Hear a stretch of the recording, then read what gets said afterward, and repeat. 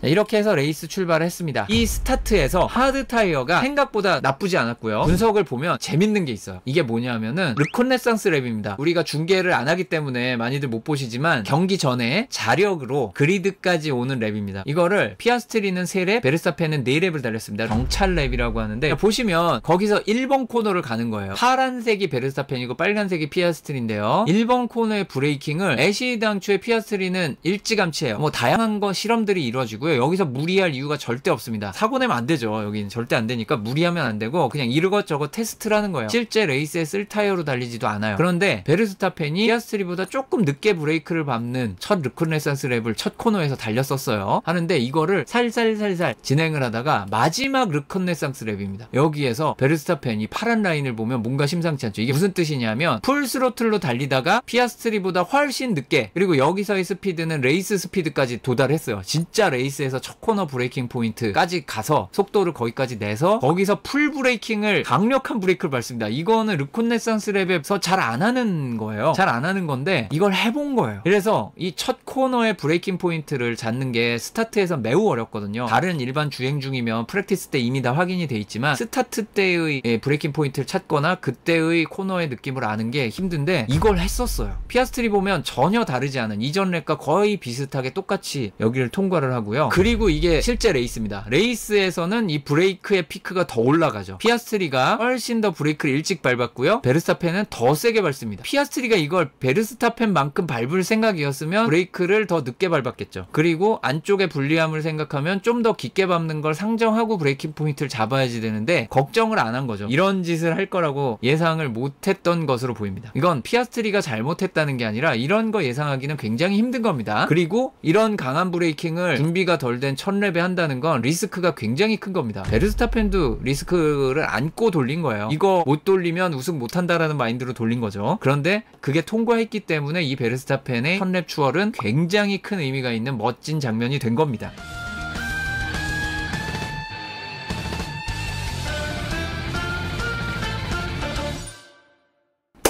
F1 에밀리아 로마니아 그랑프리 2025 리뷰를 출발해 보도록 하겠습니다. 제가 가능한 중복되는 내용이나 뭐 시간을 아끼기 위해서는 생략해도 되는 내용은 다 생략했습니다. 오늘 이 방송을 준비하면서 다 잘랐어요, 이미지를. 그래서 좀 줄었습니다. 평소보다 적은 이미지로 진행을 할 테니까 이해 부탁드리고요. 이 빌드업과 관련돼서는 이제 크게 3가지, 이제 에밀리아 로마니아라는 올드시티에서 경기가 펼쳐졌죠. 보시면 아시겠지만 로마 시대까지는 안 가겠지만 거기 있는 건물들이 그래도 굉장히 옛날 건물들이 많이 있는 이몰라 모습. 에밀리아 로마니아 주의 주도가 또 볼로냐죠. 볼로냐에서 안토넬리가 태어나기도 했고, 이런 도시에서 오랜만에 유럽으로 와서 경기가 펼쳐지는데 콜라핀토도 오랜만에 돌아왔고 레드불이 400번째 그랑프리를 맞이했다라는 것들이 중요한 이슈로 경기를 맞이했습니다. 그리고 첫 번째 프랙티스가 펼쳐졌는데요. 일단 주목할 만한 부분은 사고가 하나 났습니다. 세션 종료 시점에 여기 사고가 났는데 보톨레토가 리바짜투였죠. 솔직히 큰 손상은 아니었어요. 프론트 윙 하나 보냈습니다. 하지만 어쨌든 프랙티스 스타트를 좀 못하는 안타까운 장면이 있었고요. 또 하나 좀 이슈라면 여기 드라이버들이 대부분 C6 타이어를 사용을 해봤는데 약간이나마 연료량을 많이 넣고 테스트를 해봤어요. 이따가 프랙티스 2 얘기를 하고 거기서 롱런 데이터 얘기를 하겠지만 프랙티스 2에서는 이 C6 롱런을 아예 안 했습니다. 아무도 안 했어요. 그거는 프랙티스 1에 C6를 조금 달려보니까 아니다, 얜 아니다 라는 것이 확인이 됐기 때문이에요. 레이스에서는 정말 쓸 수가 없겠구나, 이거 5랩 6랩 쓰면 용하다 얘기가 나오는 수준이어서 이건 좀 아닌 것 같다 라는 거였고요. 그래서 어떻게 보면 여러가지 주행 프로그램을 하는 가운데 C6가 많이 사용이 됐습니다. 업그레이드 파츠 테스트하는 와중에도 C6를 많이 썼고요. 그래서 누가 빨랐는가? 생각보다는 기록 차이가 크지 않았는데요. 피아스트리, 노리스, 사인스, 러셀까지 굉장히 비슷한 기록을 뽑아줬는데 이 기록이 프랙티스 2만 가도 이거보다 1초가 당겨져요. 그러니까 이때의 기록의 격차는 그렇게 중요하지 않은 상황이죠. 아직 빌드업을 해나가면서 향상될 여지가 많은 기록이었어요. 그리고 누군가는 이 기록이 향상되지만 누군가는 전혀 개선이 되지 않았습니다. 자, 그리고 프랙티스 2를 오후에 펼쳤는데 아이작 카자가 또 사고가 났죠. 이번에는 탐브렐로 시케인 나오다가 사고가 났는데 이 퀄리파잉에서 콜라핀토가 사고가 났던 곳과 거의 같은 곳입니다. 거의 같은 곳에서 사고가 있었고요. 그리고 대부분의 드라이버들이 미디엄 타이어 C5, C5가 미디엄으로 쓰이는 것도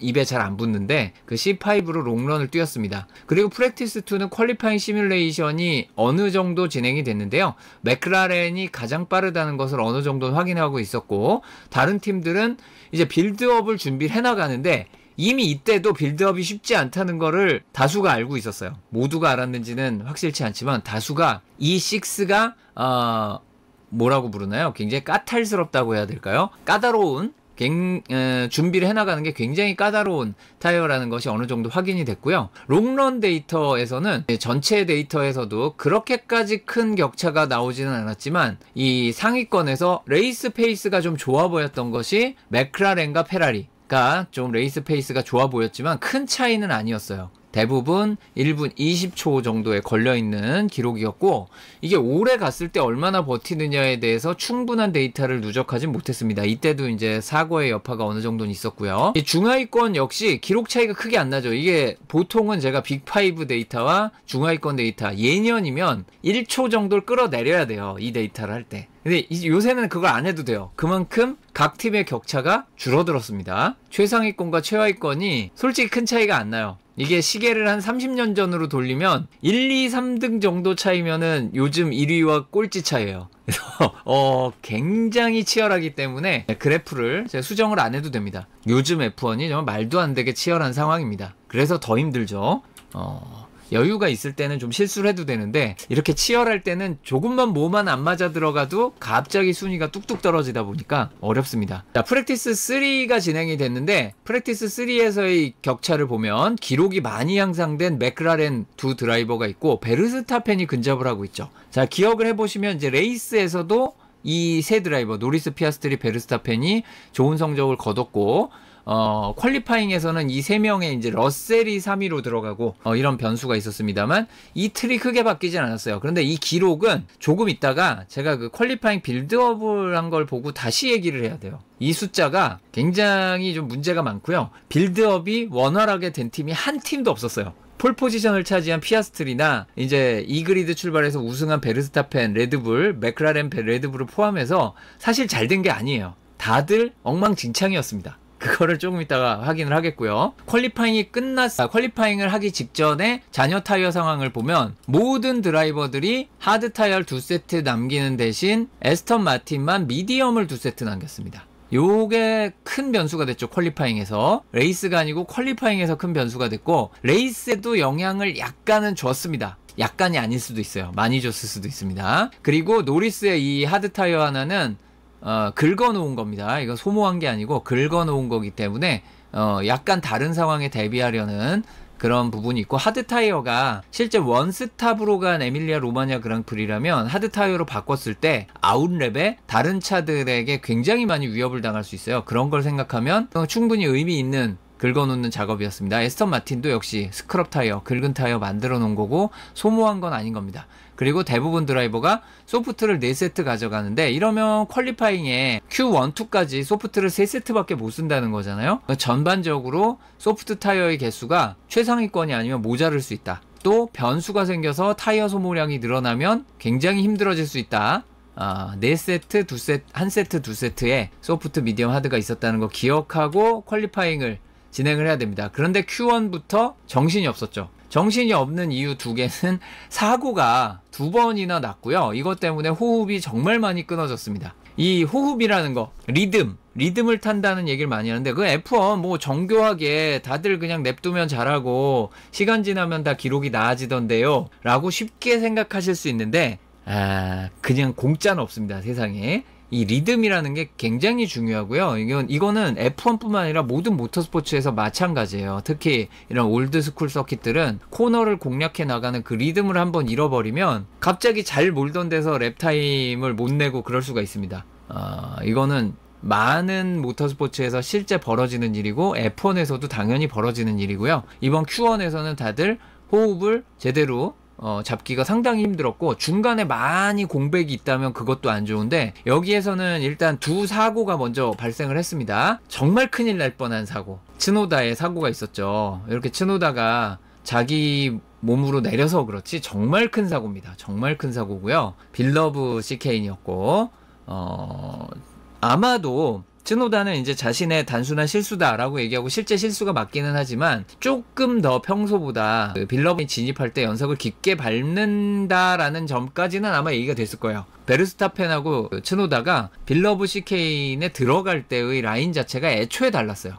애초에 달랐기 때문에 다른 길로 가는데 더 깊게 들어간 거죠. 원래도 츠노다가 많이 깊게 들어가는 건 생각을 했는데 계산했던 것보다 더 깊게 들어간 걸로 보입니다. 어쨌든 츠노다는 거기서 큰 사고가 있었고 다행히 드라이버가 큰 부상 없이 나왔습니다. 물론 여기에서 정말 헤일로가 큰 도움이 된 건 맞는데, 정확히 말하면 이 충격을 흡수하는데 헤일로 말고 이제 다른 부분들이 많은 도움을 줬죠. 많은 도움을 준 게 맞습니다. 이제 위쪽으로 떨어지는 것 때문에 이제 드라이버가 아주 큰 충격을 받을 수 있는 거 헤일로가 막아준 부분도 분명히 있지만, 이 차 자체가 충격을 정말 많이 흡수해 준 것이 사실 더 중요한 걸 수도 있습니다. 그래서 모두가 다 필요하다라는 걸 기억을 해주면 좋겠고, 헤일로만의 일은 아니에요, 이게. 근데 헤일로가 정말 도움이 됐다라고 해가지고 헤일로만 칭송을 하는 막 그런 게 있으면 안 되고, 현재의 레이스카가 무거워져서 걱정이다, 너무 커서 안 좋다, 모나코 가면 이 얘기 반드시 나오거든요. 반드시 나옵니다. 그 이유가 대부분 이런 사고에서 드라이버가 충격을 받지 않고 버티도록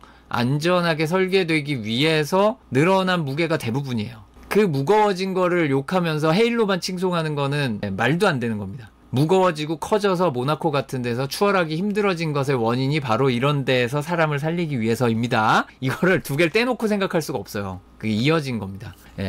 이렇게 기억을 해주시면 좋겠고, 무게 늘어난 거 대부분은 다 안전 규정 때문에 늘어납니다. 하지만 2026년에 가벼워질 거기 때문에 안전 규정을 지키면서 가벼워지는 일이 잘 됐으면 좋겠어요. 그렇고 또 하나의 사고, 이번에 콜라핀토가 오자마자 또 Q1에 사고가 났는데 이것도 드라이버가 큰 부상 없이 나왔죠. 물론 츠노다의 경우보다 차의 파손은 훨씬 적었습니다. 훨씬 적었던 거 맞고요. 하지만 큰 충격이죠. 탐브렐로고요. 바로 아일턴 세나의 사고가 났던 그 코너입니다. 지금은 이제 CK인이 됐지만 예전에는 그냥 코너였고요. 그곳에서 콜라핀토가 큰 사고가 있었습니다. 하지만 다행히 큰 부상은 아니었고, 여기에서 이 Q2의 시작 시간 16시 58분이죠. 이거를 우리 이 사고 장면 앞에 이 이미지에서 가면 16시 32분에 끝났어요. Q1이. 그리고 콜라핀토의 사고는 츠노다의 사고보다는 좀 규모가 작았기 때문에 비교적 일찍 처리가 됐는데, 여기에 짚고 넘어갈 지표가 하나 있죠. 바로 베어먼의 랩타임 삭제입니다. 콜라핀토의 사고 직후에 이제 레드 플래그가 나오게 되는데, 이 레드 플래그를 이제 중계 방송이나 이제 몇몇 사람들이 소셜 미디어에 올린 그 영상 같은 걸 보면 피니시 라인을 통과하고 나서 빨간 불이 켜진 것 같다 라고 볼만한 영상들이 있어요. 실제 있습니다. 그게 없는 게 아니고, 이제 문제는 이제 레이스 컨트롤 메시지에서 레드 플래그를 선언을 하고, 그게 이런 시그널 시스템에 레드 라이트가 켜지도록 지시된 시점, 그러면 이제 바로 켜지는데, 이제 그 시점이 언제냐라는 거를 기록이 다 남아 있어요. 전산상의 기록이 다 남아 있기 때문에 베어먼이 지나간 시간도 전산상의 기록이 남고요. 이게 3초 정도 차이가 났습니다. 그러니까 베어먼이 늦게 돈 거예요. 그런데 물론 베어먼은 억울한 거죠. 눈앞에서 레드 플래그가 나왔으니까. 이게 역사상 가장 아쉽게 랩타임이 삭제된 거냐? 아닙니다. 1초 이내도 많아요. 이전에 1초 이내도 많았습니다. 대표적으로 2년 전이었나요? 그 호주 그랑프리에서 알론소 폴 딸 뻔했는데 날라간 데이터, 날라간 기록. 물론 그때 마지막 랩은 아니었기 때문에 좀 그렇기는 한데 좋은 기록이 나오는데 날라간 경우가 있었습니다. 그런 식으로 1초 이내도 있었습니다. 하지만 이 보기에 중계상으로 그렇게 안 보였기 때문에 여러 가지 논란이 있었고, 그래서 재확인 요청이 있었고 그 재확인이 되었습니다. 그래서 이 부분이 오래 걸리면서 늘어졌고, 또 하나 재밌는 부분은 요거죠. 이 C6 타이어가 굉장히 까다롭다. 이 까다롭다라고 얘기하는 부분, 요거를 조금 제가 길게 설명을 좀 하자면, F1은 타이어가 4개잖아요. 이 4개의 타이어를 적절한 온도로 만들어서 퀄리파잉의 기록을 도전하는 랩이라 그러죠. 뜨거운 랩, 한 랩 말고 뜨거운 랩, 핫랩. 핫랩을 달리고 푸시랩이기도 하고요. 이제 그 푸시랩을 달릴 때 적절한 온도에서 시작해서 적절한 온도에서 끝나는 게 제일 좋죠.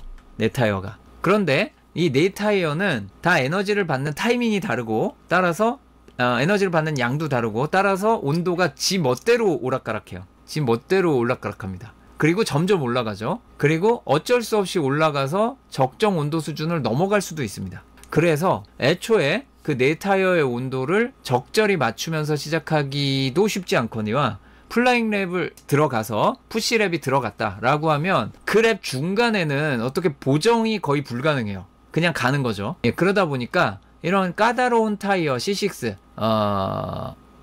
과열이 쉽게 되기 때문에 적절히 맞췄어요. 예를 들어서 내가 타이어 온도를 90도에서 110도 사이에 있어야 된다라고 가정을 했을 때 네 타이어를 모두 90도를 맞춰가지고 출발했다고요. 그런데 오른쪽 앞 타이어는 115도가 되고 뒤쪽 뒷 타이어는 125도가 됐다. 이러면 섹터 3쯤 가서는 굉장히 성적이 안 나오는 시점이 있겠죠. 온도가 올라가는 과정에 적정 온도를 넘어가면서. 그렇다 그래서 이 온도를 너무 낮춘 상태로 시작을 하면 시작할 때 안 좋겠죠. 네.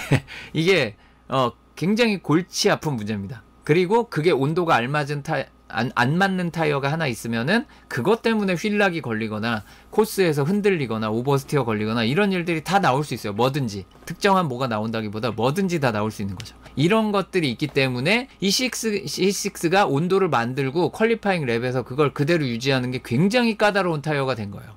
그러니까 사람들이 재미있는 레이스를 위해서 좀 더 부드러운 타이어, 좀 더 많은 피스탑이 나올 수 있는 상황, 이걸 요구를 해서 투입된 C6긴 하지만 냉정하게 얘기해서 이몰라에서 쓰기에는 조금 많이 약했다. 많이 허약한 타이어다. 라는 게 확인이 된 거고, 어느 정도 예상은 했지만 예상보다 더 힘들었다라는 거고요. 데이터도 충분하지 않아서 이런 거를 컨트롤할 수 있는 어떤 노하우도 없는 거죠. 반면에 C5는 지난해 소프트고 에밀리아 로마냐 그랑프리에서 포함해가지고 자주 쓰던 타이어이기 때문에 C5에 대해서는 잘 알고 있고 온도를 맞추기도 좋고 어느 정도 올라갈지 예상도 잘 되고 해서 C5를 쓰기가 좋은 거죠. 그래서 이 스트롤이 이때 C5 타이어를 사용해서 이걸로 Q2에 진출합니다. 근데 기록이 좋죠. 알론소의 새 C6나 스트롤의 새 미디엄 타이어 모두 기록이 좋습니다. 그리고 시간이 좀 지연된 다음에 그대로 세션이 진행되면서 Q2를 진행을 하게 되는데 여기에서도 또다시 재미있는 결과들이 나오게 되는데요.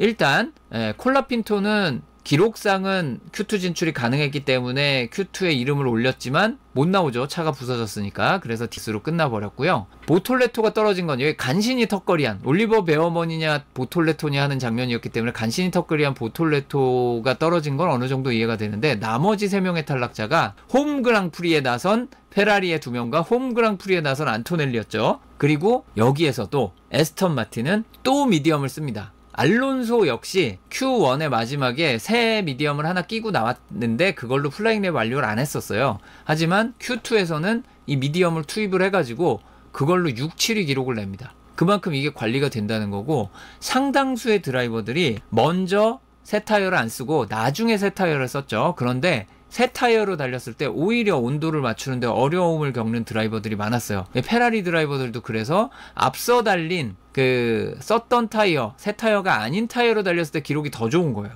기록 차이가 크지도 않죠. 이게 지금 1등과 0.4초 차잖아요.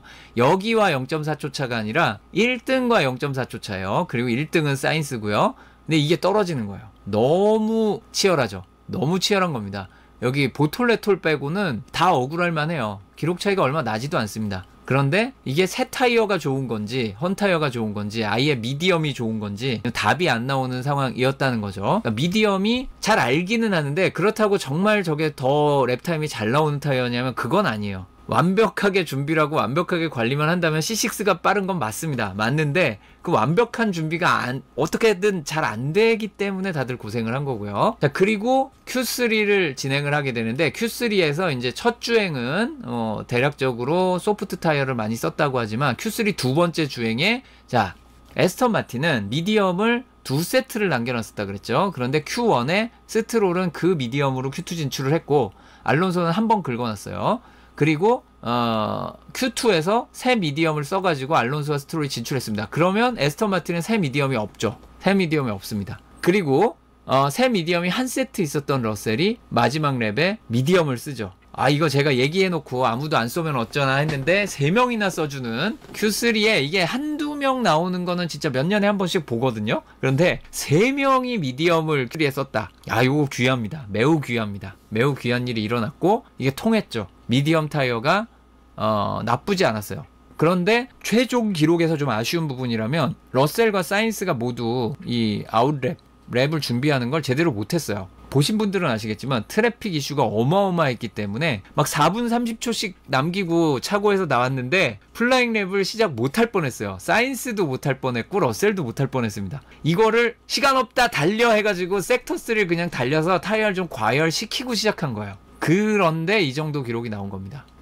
그래서 이게 제대로 여유있게 준비를 했으면 더 좋은 기록이 나왔을 수도 있다라고 합니다. 자, 그리고 퀄리파잉 기록에서 이제 좀 재밌는 부분을 비교해 보자면 일단 3위와 4위 소프트와 미디엄의 차이가 있고요. 그러니까 C5와 C6의 차이가 있고 맥라렌과 러셀의 차이, 맥라렌과 메르세데스의 차이가 있죠. 그런데 전반적으로 가속 구간에서 메르세데스가 맥라렌보다 이득을 얻는 거는 당연해요. 드래그가 가장 심한 차 중에 하나이기 때문에 어쩔 수 없고, 그래서 이게 직진만 하더라도 간격이 벌어지죠. 여기도 긴 가속 구간이나 뭐 이런 것들이 조금만 껴있어도 빠릅니다. 여기도 그렇고요. 물론 여기 마지막 리바짜 통과에서도 간격이 벌어지죠. 요거는 간격이에요. 기준선이 노리스고 위에 러셀이 얼마나 빨랐나. 그러면 탐브렐로 시케인 가기까지, 브레이크 밟기 전까지 앞서 나가다가 코너 통과할 때는 맥라렌이 압도적이죠. 그래서 다 따라잡죠. 그래서 노리스가 약간 더 빠른 상태지만 가속 구간이 좀 긴 것 첫 번째, 그 다음 빌러브 시케인을 러셀이 진짜 잘 뽑아냈기 때문에 이건 빌러브 시케인을 잘 뽑은 거예요. 그래서 이 토사 갈 때까지 러셀이 법니다. 그리고 이 러셀이 토사 지나서는 맥라렌에게 불리하지만 언덕 위로 가속을 시작할 때 또 유리해요. 가속.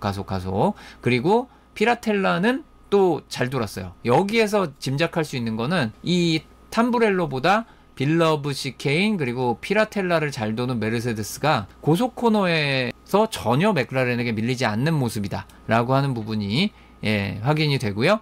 그리고 조금 러셀이 밀렸던 부분은 알타 시케인입니다. 요건 이제 뭐 단순한 타이어 그립 차이일 수도 있겠고요. 그리고 리바짜에서도 조금 문제가 있죠. 리바짜도 역시 소프트 타이어라서 노리스가 더 좋았을 수도 있고 러셀이 좀 미끄러졌을 수도 있고 타이어를 더 소모했을 리는 없는 미디엄 타이어니까요. 하지만 이제 가속 구간에 와서 러셀이 더 빨랐고요. 1, 2위의 피아스트리와 베르스타펜을 비교하면 기준선이 2위 베르스타펜이고 이 피아스트리가 이 주황색 선으로 격차가 이렇게 나옵니다. 위에는 속도죠. 최고 속도. 일단 이 긴 가속 구간에서 요거를 구분해서 잘 보셔야지 되는데, 이 긴 가속 구간에 랩의 마지막 부분은 피아스트리가 빠르고 앞부분은 베르스타펜이 빨라요. 그러니까 셋업의 차이라 이런 거라면은 이게 어느 정도 일관성이 좀 있어야지 돼요. 근데 어느 정도 일관성 따위 없죠. 그 말은 랩의 초반부에는 레드불이 좀 에너지를 쓰고 맥라렌은 랩의 후반부에 에너지를 쓰는 이럴 가능성이 있습니다. 이 비슷한 얘기들이 다른 최근 경기들에서도 있었기 때문에 그럴 가능성이 있어요.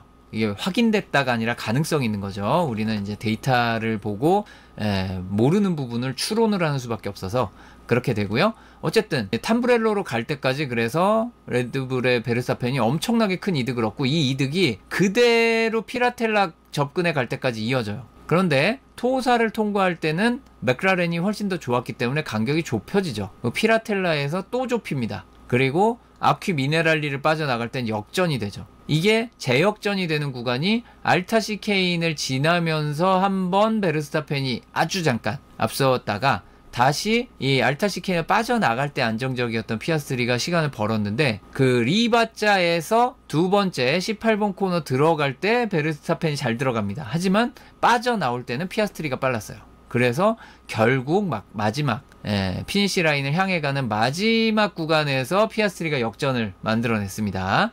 두 차의 공격학적 특성이 크게 다르지는 않다는 것을 알 수 있지만 퀄리파잉을 임하는 셋업이나 어떤 접근은 좀 다른 부분들이 있었다라고 볼 수 있는 데이터였고요. 피아스트리가 폴포지션을 차지합니다. 최근에 우승만 많이 했지 폴포지션이 잘 없었는데 바레인 이후 처음이죠. 하지만 폴포지션까지 차지하면서 야, 이제 피아스트리 천하인가? 폴에서 못 달려도 우승하는데 폴포지션의 우승 확률이 높은 에밀리아 로마니아 그랑프리라면 해볼만 하지 않은가? 라고 생각을 했죠. 퀄리파잉의 주요 지표를 살짝 넘어가면 전체 최고 기록 역시 피아스트리였고요. 사인스가 전체 최고 기록에서 알론소보다 빨랐었습니다. 그리고 섹터별로 비교를 해보면 조금 재밌는 부분이 있죠. 랩 앞부분에 투자하는 베르스타펜 여기 1위입니다. 그리고 맥라렌의 두 드라이버는 4위와 8위. 특히 노리스가 섹터 1이 좀 안 좋았죠. 반면에 사인스도 베르스타펜처럼 섹터 1이 아주 좋았습니다. 섹터 2에서는 피아스트리가 가장 좋았고요. 여기도 러셀이 잘해줍니다. 이 러셀이 보면 모든 섹터가 다 좋았어요. 특정하게 어디가 나쁜 것도 없었고요. 심지어 스피드 트랩에서도 빨랐죠. 이 메르세데스가 전반적으로 좋았다. 하지만 섹터 2에서는 피아스트리가 최고였고, 알론소가 이번 업그레이드한 에스턴 마틴이 섹터 2의 강점을 보였다는 거 의미가 있죠.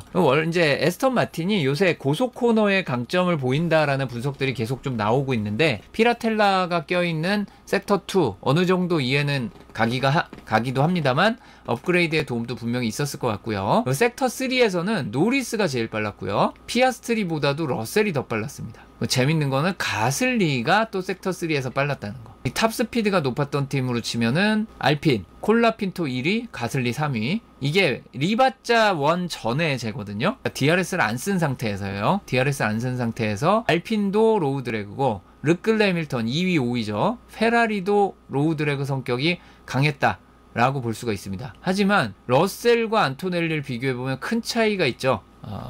이게 거의 3.3km, 시속 3.3km 정도 차이가 나기 때문에 제법 큰 차이가 보입니다. 팀별로 좀 구분을 해보면, 맥라렌이 이번에는 이 스피드 트랩에서 그렇게 느리지 않은 이유 생각을 해봐야 되는 게, 드래그가 좀 심한 차라고는 하지만 드래그가 심하면서도 알타를 잘 빠져나왔다면, 그리고 이제 리바짜 1 전에 마지막 블라인드 코너를 잘 돌렸다면 이점이 있기 때문에, 그래서 오히려 스피드 트랩에선 이 차가 드래그를 많이 발생시키는 것 치고는 기록이 잘 나온 거예요. 그러니까 이게 실제 중위권 수준의 드래그다라고 보기는 힘든 부분이 있고요. 특히 섹터 3, 섹터 2의 강점을 보여줬습니다. 섹터 1은 4위와 8위로 조금은 기대에 미치지 못했던 맥라렌이었고요. 페라리 같은 경우에는 섹터 3가 좋고요. 역시 그 다음 스피드 트랩에서 빠릅니다. 그러나 섹터 1이 많이 안 좋았죠. 르클레 10위, 해밀턴 14위. 섹터 2도 잘했다고 보기는 좀 힘들고요. 하지만 섹터 1이 정말 많이 안 좋았습니다.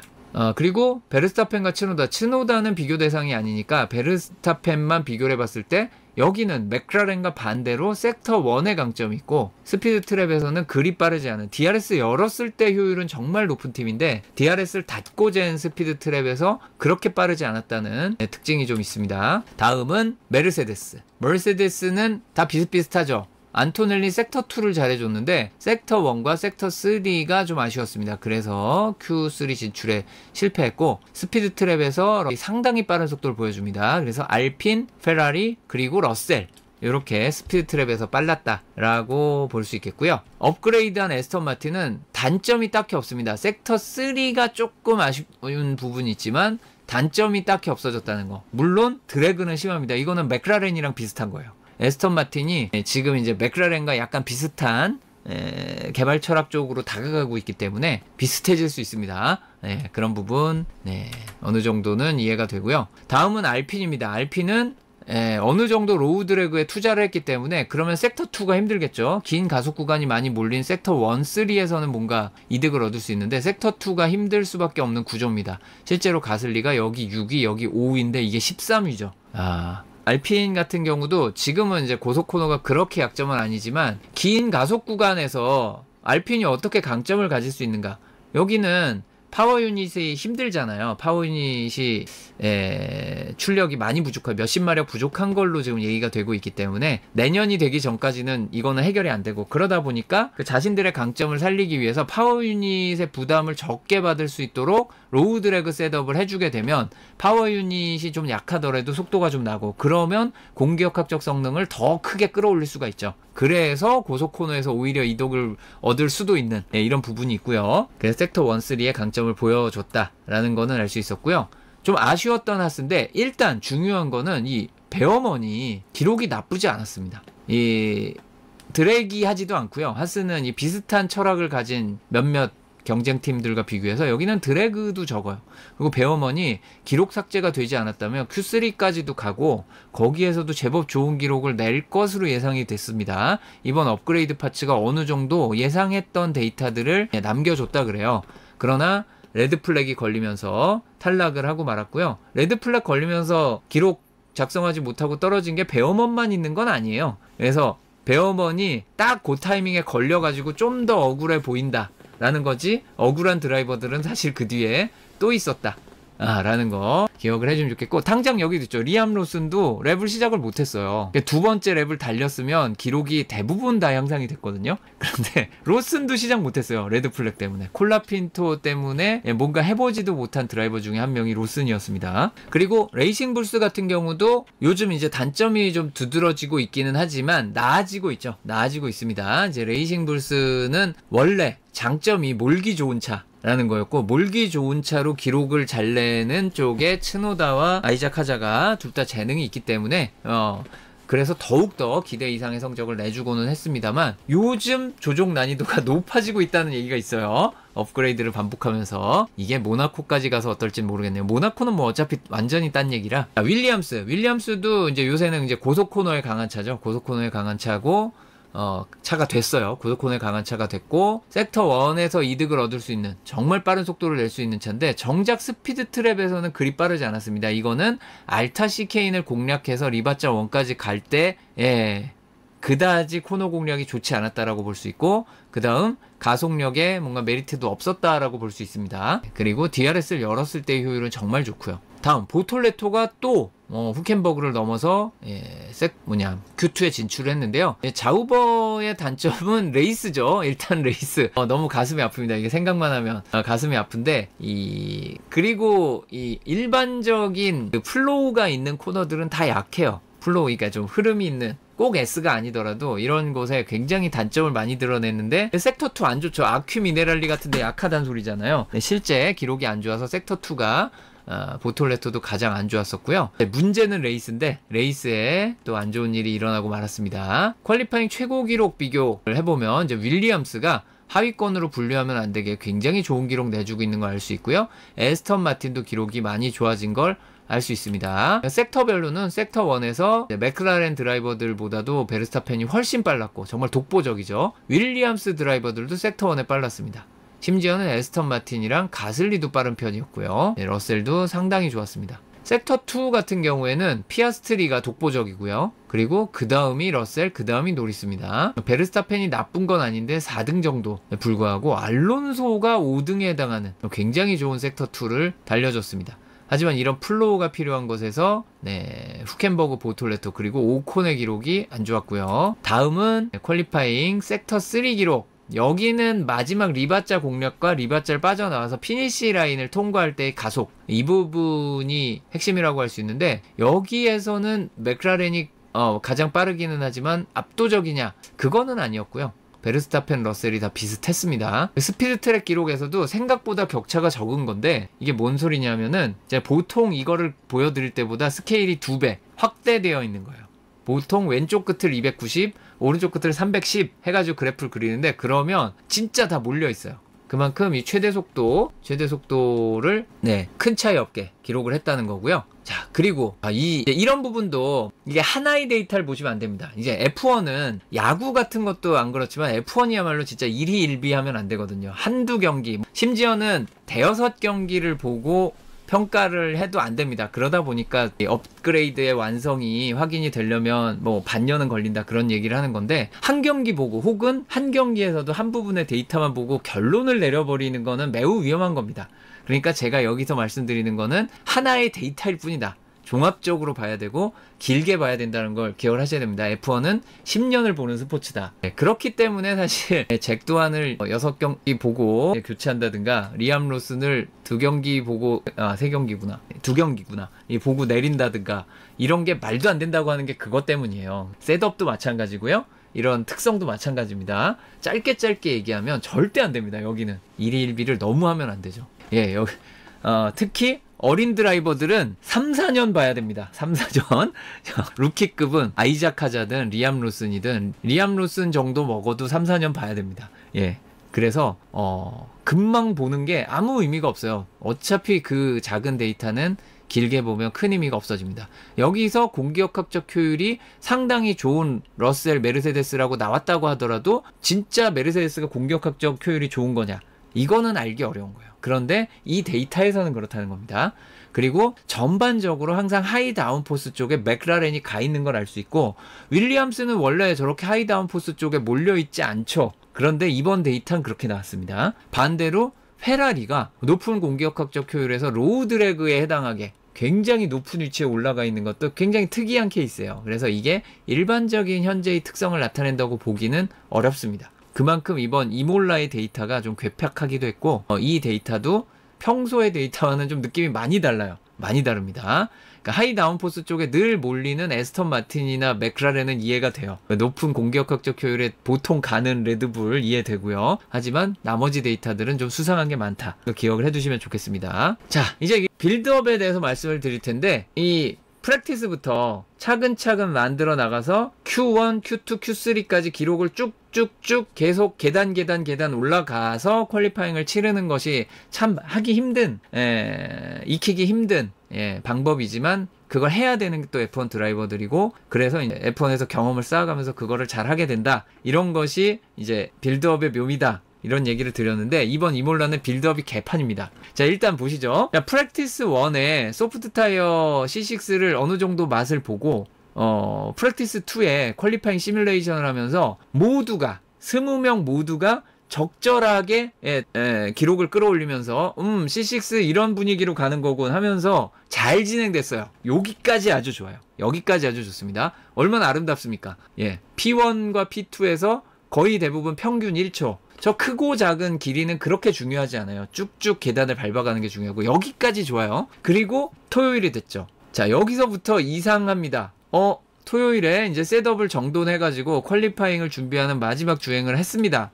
그런데 안토넬리라든가 베르스타펜이 이렇게 많이 좋아진 경우도 있어요. 그런데 별로 기록이 향상되지 않은 드라이버들이 있거니와, 이건 뭐죠? 후진을 합니다. 후진을 합니다. 그리고 여기도 후진을 합니다. 가슬리도 후진을 했어요. 거의 같은 기록이고요. 이것도 후진을 했고요. 여기도 거의 같은 기록이고, 다들 프랙티스 3에서 쉽지 않아요. 그런데 이런 모습은 종종 나옵니다. 프랙티스 3 시간대가 퀄리파잉이랑 또 다르니까. 그런데 더 문제는 이거죠. 프랙티스 3에서 같은 토요일에 퀄리파잉 Q1을 갔는데, 잘못 보신 거 아닙니다. 이거 오류가 아니고요. 기록들이 이래요. 다들 지금 C6를 어떻게 못하고 있는 거예요. 이거는 지금 베어먼이 아쉽게 기록이 삭제돼서 이런 기록만 남았구나 라고, 베어먼 억울하다 이것만 얘기할 게 아니라 이 난리가 난 이 상황을 봐야지 됩니다. 이게 Q1부터 이미 프랙티스 3 같은 날 좀 더 준비가 덜 된 상황보다 더 안 좋아지는 거예요. 이런 일이 실제 벌어지는 거죠. 자, 이상합니다. 심지어 베르스타펜이 요만큼 느려졌는데 한 0.12초 느려졌죠. 잘한 것 같아. 이 정도면 1초씩 느려지는 친구도 있는데요. 0.1초면 잘했네 라고 생각이 드는 게 있고요. 스트롤과 알론소는 빨라졌어요. 그리고 이 스트롤이 이거 빨라지는데 쓴 타이어가 미디엄이죠. 메디엄입니다. 미디엄을 썼다라는. 자, 그러면 Q1에서 Q2로 갈 때는 어땠나? 다들 뭔가 향상하는 걸 보여줍니다. 그런데 모두가 곱게 갔냐? 아니죠. 이번엔 베르스타펜이 후진을 합니다. 요거 좀만 더 많이 후진했으면 큰일 날 뻔했어요. 베르스타펜이 그래도 2그리드에서 출발했으니까 우승했지. 만약에 여기서 뭔가 많이 미끄러졌어. 그래서 Q3 진출을 못했어. 그랬을 수도 있습니다. 기록 차이가 크지 않아가지고 조금만 더 미끄러졌으면 Q3 못 갔을 수도 있어요. 여기 보시면 실제로 기록이 안 좋아진 드라이버가 14명 달린 것 중에 베르스타펜 1명이에요. 말하자면 위기입니다. 말하자면 위기. 그래서 이 C6가 정말 골치 아픈 타이어였다는 거죠. 1위를 차지한 사인스 같은 경우에 굉장히 많은 기록 향상 보여줬고요. 자, 여기서는 기록 차이가 정말 적었기 때문에 그 코너 하나만 대충 돌았어도 기록이 한 0.23초씩 그냥 날아갑니다. 그래서 모두가 최선을 다해야지 되는데, 그 상황에서도 Q1은 이렇게 빌드업이 엉망진창이 됐고, Q2에서도 베르스타펜이 후진을 했습니다. 그래서 정말 쉽지 않았습니다.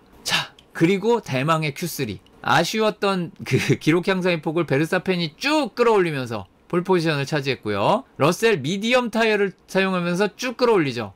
이 기록 향상의 폭이 베르스타펜이 1위, 피아스트리가 2위, 러셀이 3위예요. 그리고 후진한 드라이버들이 정말 많죠. 대표적으로 아이작 하자, 가슬리, 사인스, 스트롤도 약간 후진을 했고요. 그 다음에 알론소는 거의 같은 기록을 내줬고요. 이렇게 C6로 Q3를 달린 드라이버들 고전을 면치 못했습니다. 미디엄도 쉽지 않았던 거죠. 정말 어려운 단계였고, 이것 때문에 모든 드라이버들이 이구동성으로 트리키했다 라고 얘기를 할 수밖에 없었고요. 어쨌든 퀄리파잉을 벌써 7번이나 했기 때문에 현재 모든 경기에서 팀메이트를 퀄리파잉에서 앞서고 있는 드라이버는 2명밖에 없습니다. 베르스타펜과 알론소. 베르스타펜은 로슨한테 2번, 츠노다한테 5번 전승을 거두고 있고요. 알론소도 스트롤한테 전승을 보이고 있습니다. 가슬리는 한 경기니까 이거 비교하기 뭐한데 두안한테는 한 번 졌었죠. 그리고 팽팽한 팀들이 제법 있습니다. 여기 3대4, 4대3, 4대3 이런 굉장히 팽팽한 팀들 존재하고요. 더 중요한 건 이거죠. 기록 차이가 적어야 됩니다.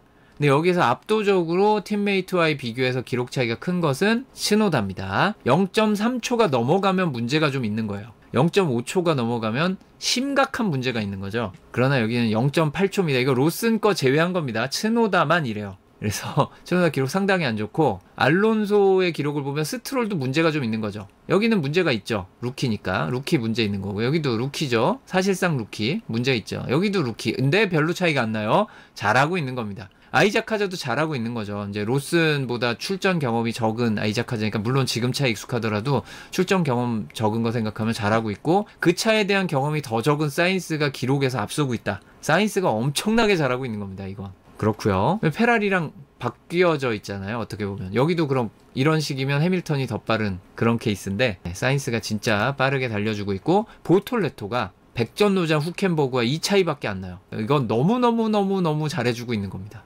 그렇고요. 그래서 레이스를 앞둔 잔여 타이어는 어떻게 되냐? 이 부분 퀄리파잉에 미디엄 쓰신 분들 이 얘기할 때 퀄리파잉 인터뷰할 때는 기분이 좋았지만, 베르스타펜도 그런 얘기를 했죠. 우리도 생각을 해봤는데 레이스에서 후환이 있을 것 같아서 이걸 못 썼다. 미디엄을 쓸 생각이 사실 있었던 거예요, 다들. 그런데 미디엄이 한 세트씩 밖에들 없잖아요. 그럼 이걸 Q3에 쓰면 레이스에서 수명을 지키는데 조금이라도 손해를 볼 가능성이 있죠. 실제로 알론소, 스트롤, 러셀 모두 이 미디엄을 사용하면서, 그러니까 퀄리파잉에서 베스트 랩을 푸시랩을 달렸던 미디엄으로 레이스를 시작을 해요. 그렇습니다. 그게 이몰라에서 추월이 안 되는 예전의 상황이었다. 흔한 그냥 버티면 된다. 늘 그게 통했어요. 당장 작년에 노리스가 미친 듯한 페이스로 베르스타펜을 추격하던 에밀리아 로마냐 그랑프리 2024의 마지막 부분에도 베르스타펜이 그냥 버티기만 시전하면 어떻게든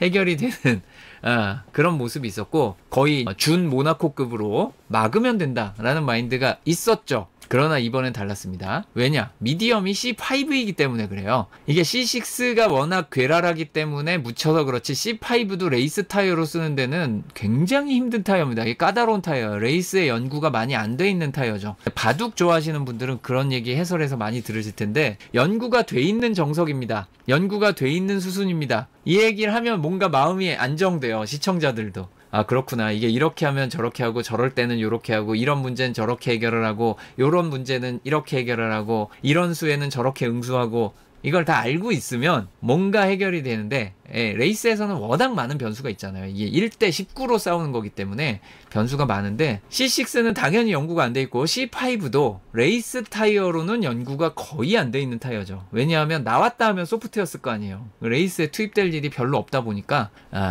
연구가 안 돼 있어요. 그게 변수로 작용했다고 볼 수도 있고, 원스탑으로 갈 것 같은데 은근슬쩍 미디엄, 하드, 투스탑을 넣어놨죠. 실제 저런 식의 피스탑 전략을 가져간 드라이버들이 많았습니다.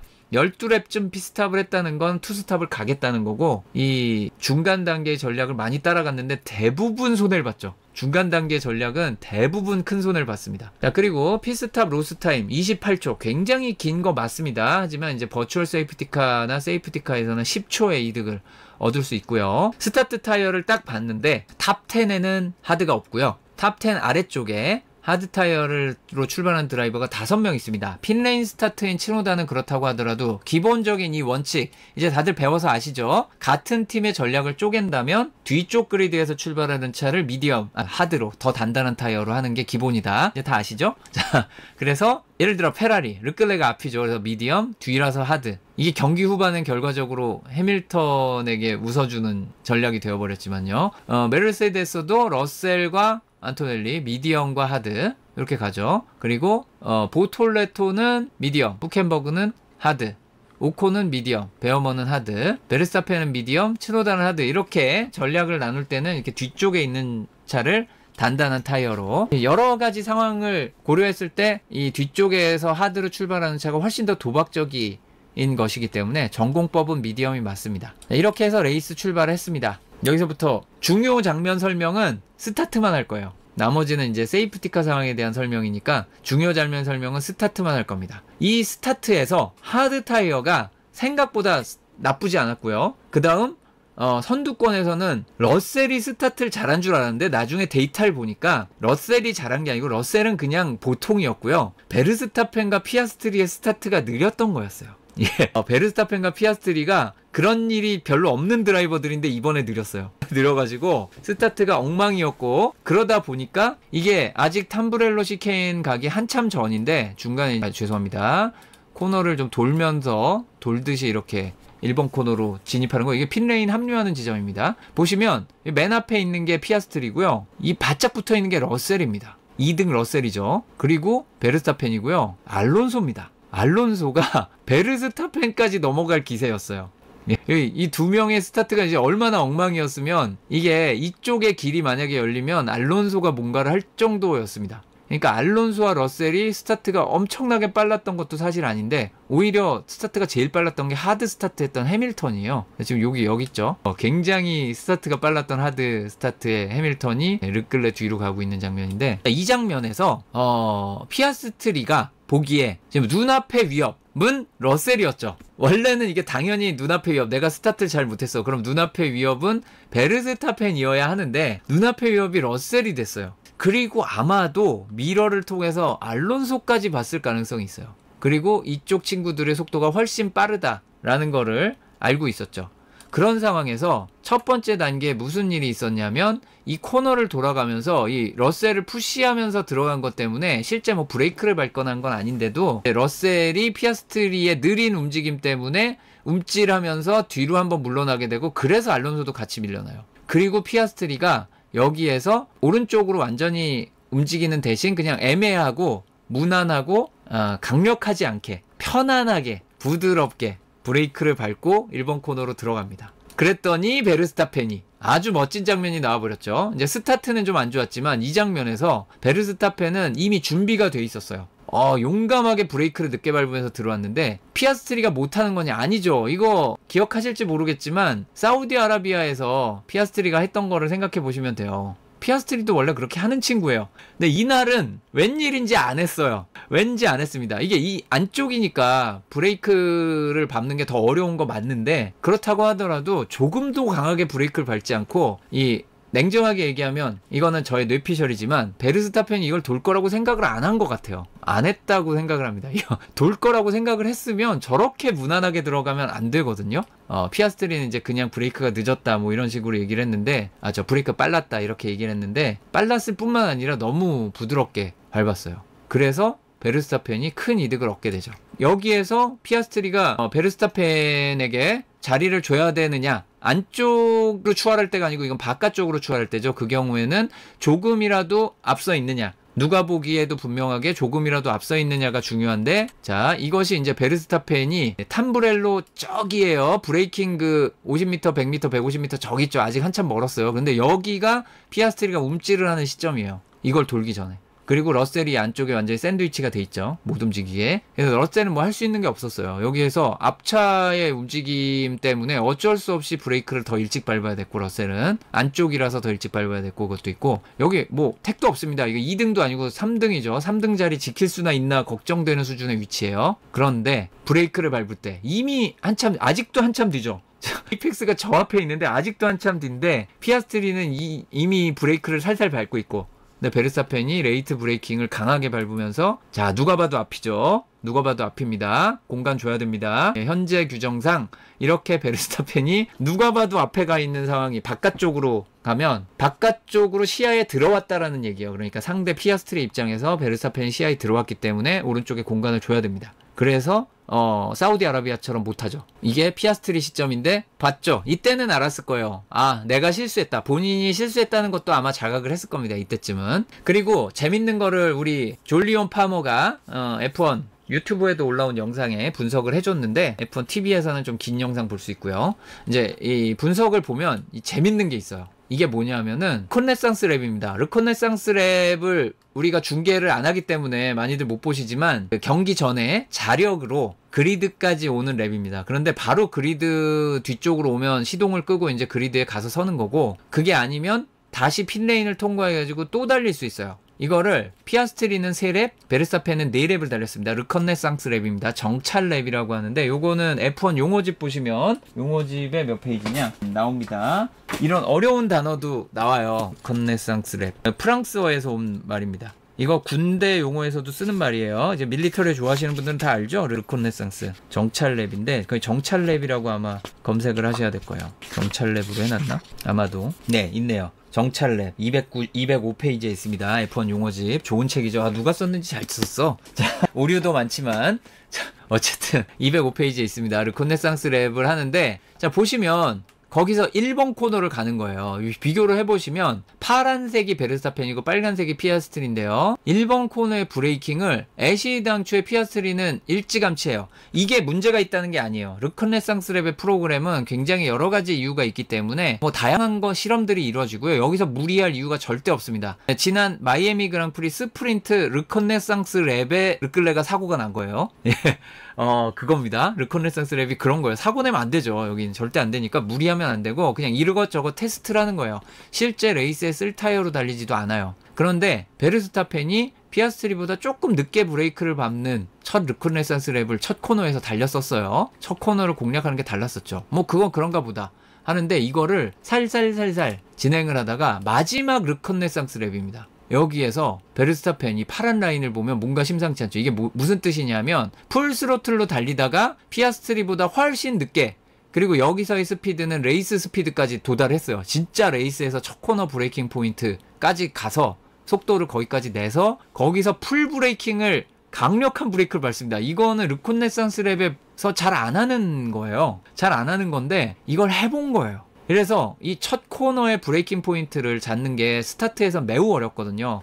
다른 일반 주행 중이면 프랙티스 때 이미 다 확인이 돼 있지만 스타트 때의 브레이킹 포인트를 찾거나 그때의 코너의 느낌을 아는 게 힘든데 이걸 했었어요. 이 피아스트리 보면 전혀 다르지 않은 이전 랩과 거의 비슷하게 똑같이 여기를 통과를 하고요. 그리고 이게 실제 레이스입니다. 레이스에서는 이 브레이크의 피크가 더 올라가죠. 피아스트리가 훨씬 더 브레이크를 일찍 밟았고요. 베르스타펜은 더 세게 밟습니다. 피아스트리가 이걸 베르스타펜만큼 밟을 생각이었으면 브레이크를 더 늦게 밟았겠죠. 그리고 안쪽의 불리함을 생각하면 좀 더 깊게 밟는 걸 상정하고 브레이킹 포인트를 잡아야지 되는데 걱정을 안 한 거죠. 이런 짓을 할 거라고 예상을 못했던 것으로 보입니다. 이건 피아스트리가 잘못했다는 게 아니라 이런 거 예상하기는 굉장히 힘든 겁니다. 이게 우리는 결과론이니까 굉장히 쉽게 얘기하지, 네, 이걸 미리 알기는 너무 힘든 거예요. 너무 힘든 겁니다. 그리고 이런 강한 브레이킹을 준비가 덜 된 첫 랩에 한다는 건 리스크가 굉장히 큰 겁니다.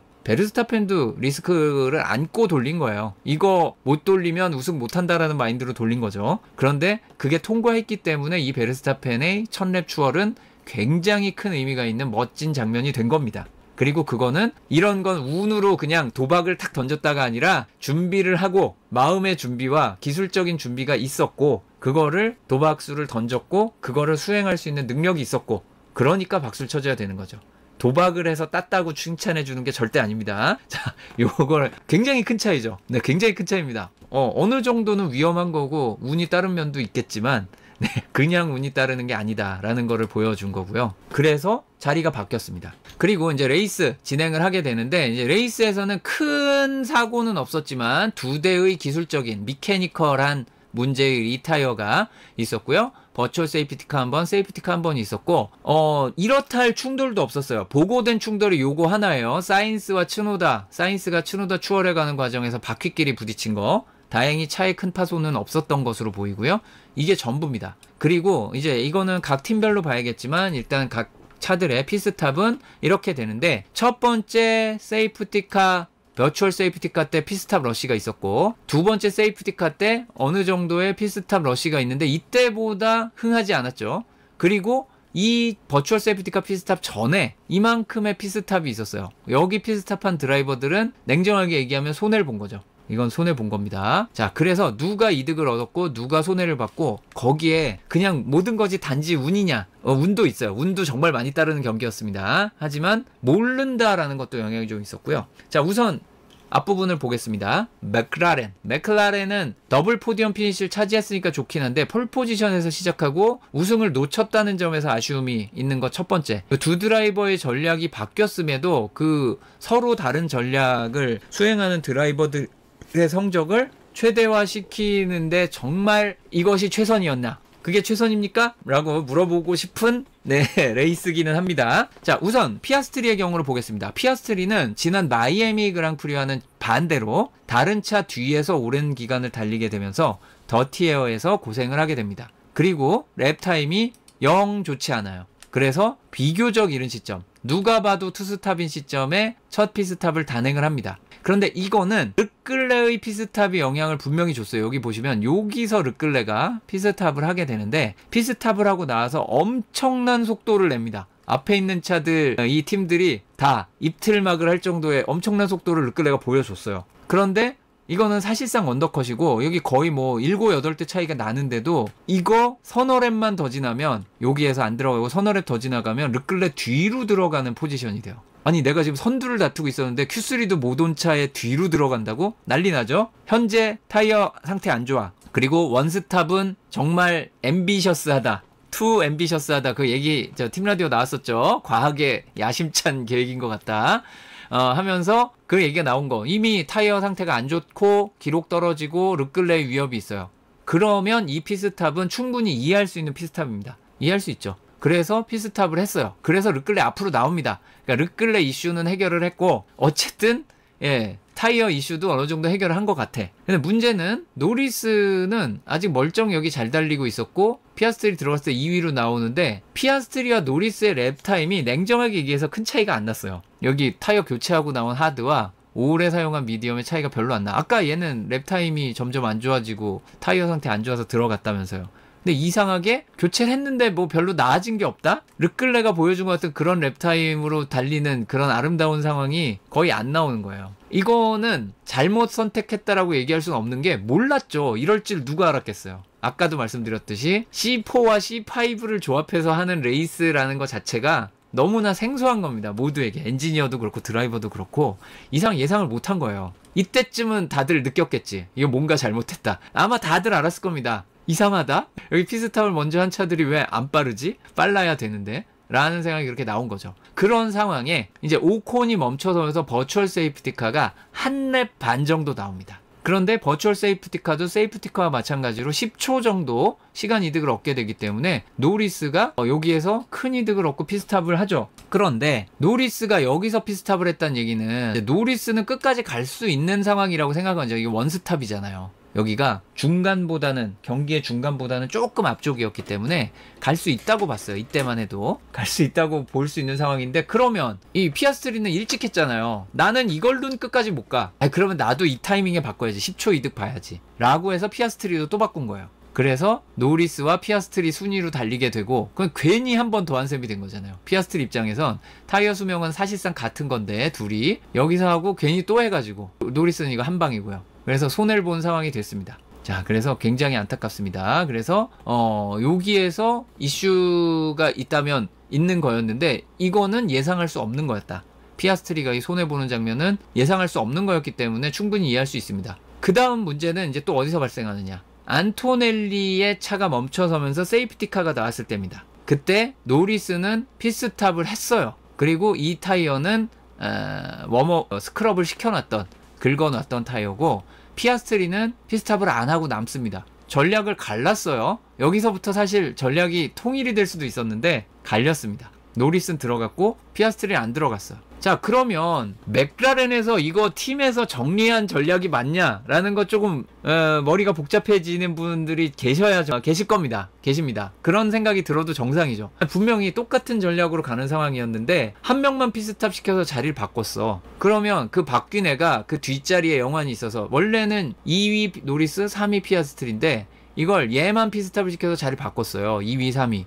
그래서 이 뒤에 애가 타이어 상태가 좋아. 자, 그럼 이거를 이 상태로 네가 한번 쫓아가 보라고 하려고 이런 전략을 할까요? 아니면은 애초에 팀의 성적을 최대화하기 위해서 둘이 서로 전략을 가르기 위해서 이렇게 한 걸까요? 자, 둘을 배틀을 시킬 거면 이 피스탑을 왜 했느냐가 상당히 궁금하죠. 자, 그럼 뒤에 애가 할까봐 충분히 가능한 얘기죠. 예, 뒤에 차가 할 거. 그럼 둘 다 시켰어야지. 배틀을 시킬 거면. 이건 뭐냐? 이게 굉장히 이상한 겁니다. 이게 지난 마이애미에서 그렇게 페라리를 종합적으로 돌렸던 걸 생각하면 이거 굉장히 많이 돌릴 만한 상황이에요. 다행히 맥클라렌의 그 올드 팬들이 다 떨어져 나가고 지금 맥클라렌의 팬들이 사실 그 뉴 팬들이 많고 아직까지 그렇게 악랄하지 않은 팬들이 주류를 이루고 있다 보니까 이런 걸 안 씹는 거지. 이게 진짜 되게 이상한 거예요. 둘 다 피스탑을 시키든지 둘 다 안 시키든지 아니면 배틀을 시키지 말든지 셋 중에 하나는 해야지. 세 가지 옵션이 있어. 네 가지 옵션이 있어요. 한 명만 시키고 배틀을 시킨다.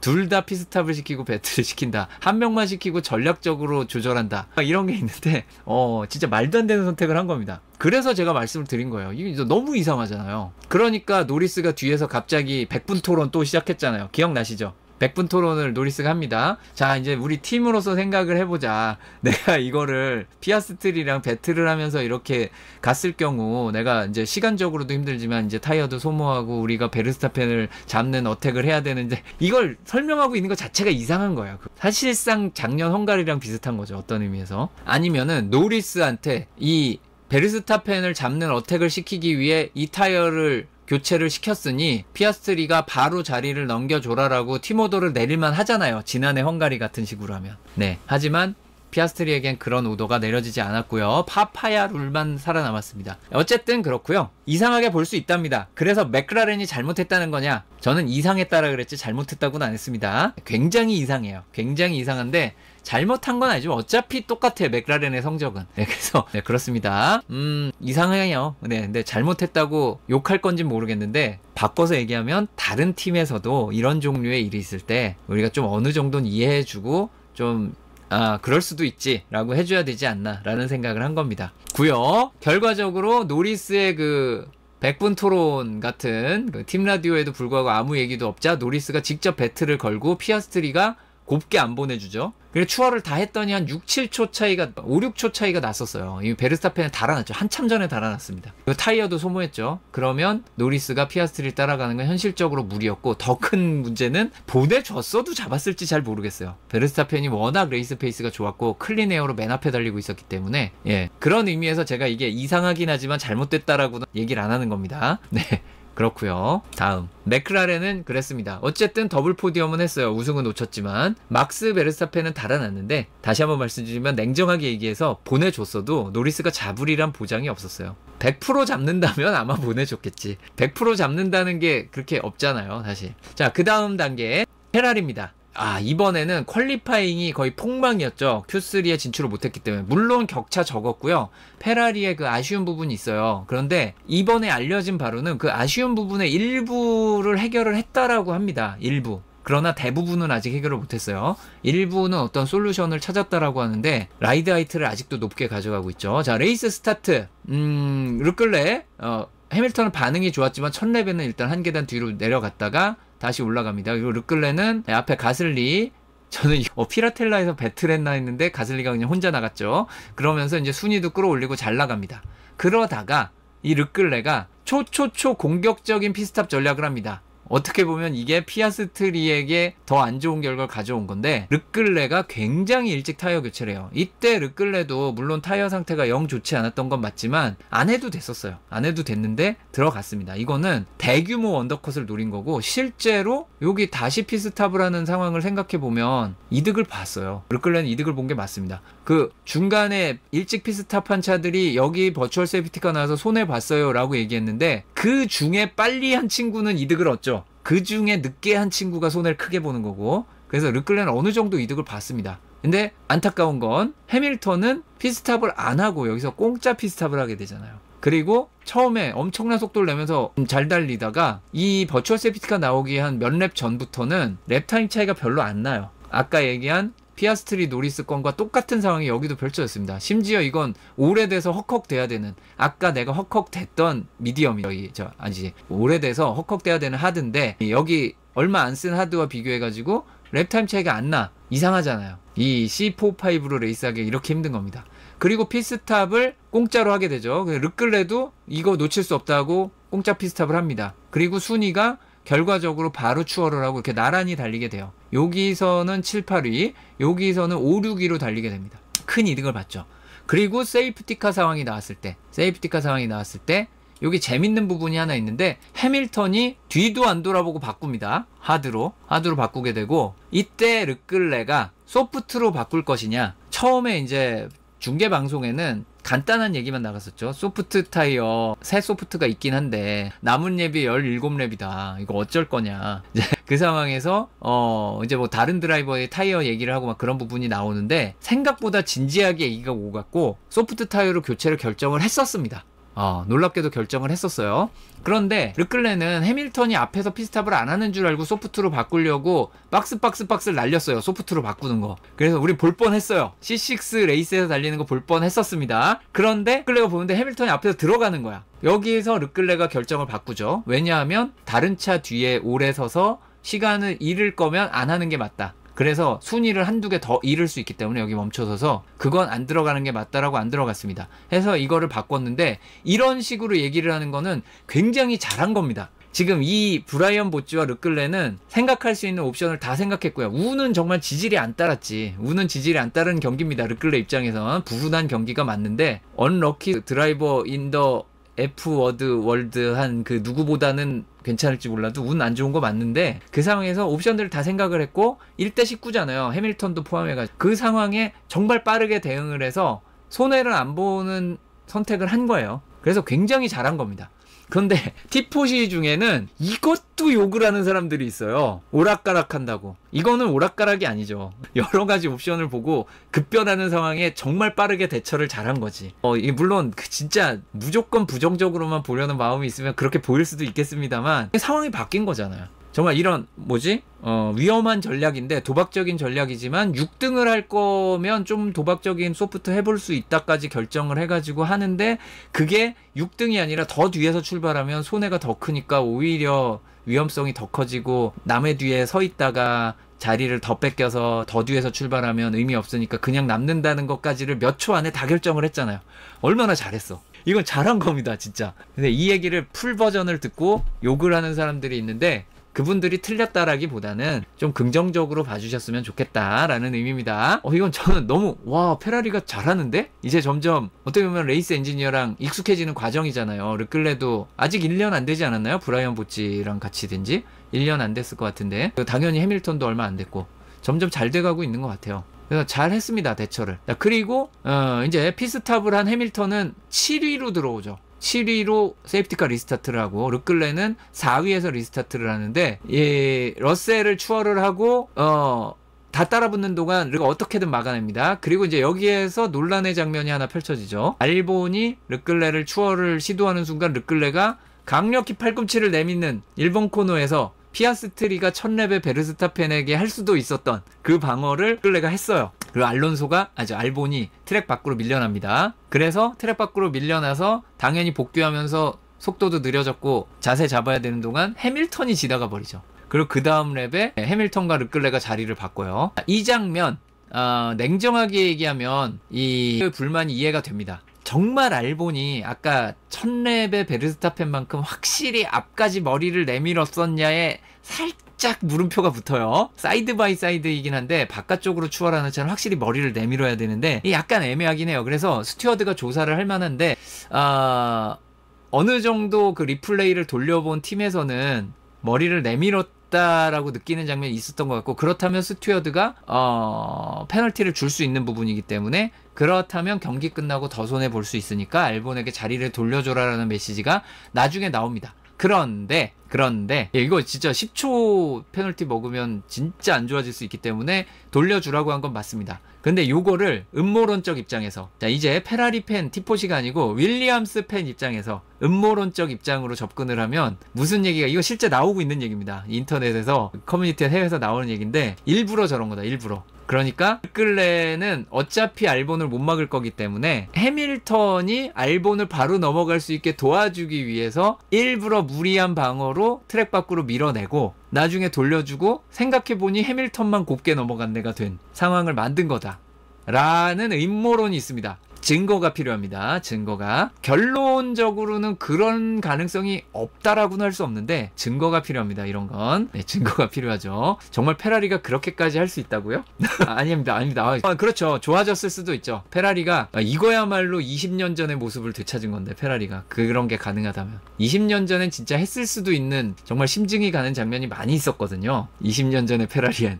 그래서 그럴 수 있습니다. 물증은 없어요. 물증은 없습니다. 그렇고요. 다음은 레드불입니다. 일단 베르스타펜은 아까 설명을 다 했어요. 완벽 그 자체의 첫 코너 공략. 스타트는 잘 못했고요. 첫 코너 공략은 완벽 그 자체였습니다. 예, 그래서 모든 게 완벽할 수는 없어요, 사람이. 그래서 그 첫 코너에서의 공략으로 모든 거를 좀 커버를 했고, 그 이후에는 선두에서 아주 좋은 페이스를 보여줍니다. 이번 경기에서는 솔직히 지난 마이애미 그랑프리에 맥라렌 뺨칠 정도로 선두에서 클린에어로 달렸을 때 얼마나 강력할 수 있는지 다 보여줬고, 버추얼 세이프티카 때의 피스탑으로 선두를 잘 유지하고 모든 랩 리드했습니다. 그리고 간격을 엄청나게 벌렸는데 세이프티카 때문에 공중분해 됐죠. 하지만 리스타트 너무 완벽했고요. 아무리 바로 뒤에 있는 피아스트리가 오래 달렸던 타이어라고 하더라도 그 타이어가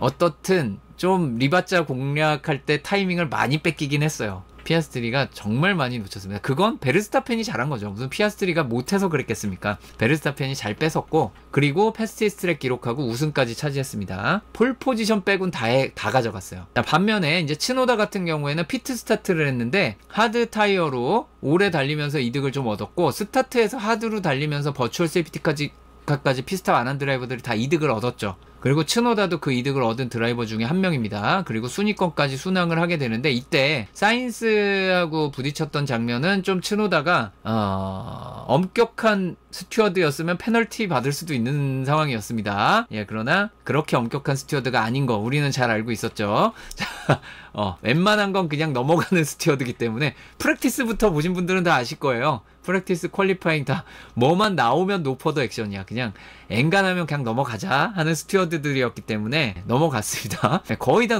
이번에 문서 숫자가 정말 확 줄었어요. 뭘 조사를 한 게 없어. 그래, 문서가 없어요. 조사를 안 하니까. 예, 그런 느낌이었고요.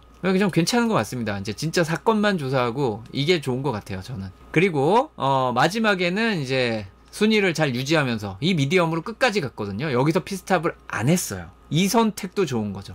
여기는 이거 하는 선택이 당연하고도 좋은 거였지만, 츠노다 이거를 안 바꾼 선택은 정말 좋은 선택입니다. 이거 쉬운 결정 아니거든요. 하드에서 미디엄으로 바꾼, 당장 하드에서 미디엄으로 바꾼 거 좀 전에 해밀턴 있었잖아요. 여기 바꿨잖아요. 그런데 츠노다는 이거 못 올라왔을 것 같아요. 이거 바꿨으면 못 올라왔어. 이거 거의 100%입니다. 여기 뒤로 가가지고 추월 한두 명은 할지 몰라도 추월이 안 됐을 겁니다.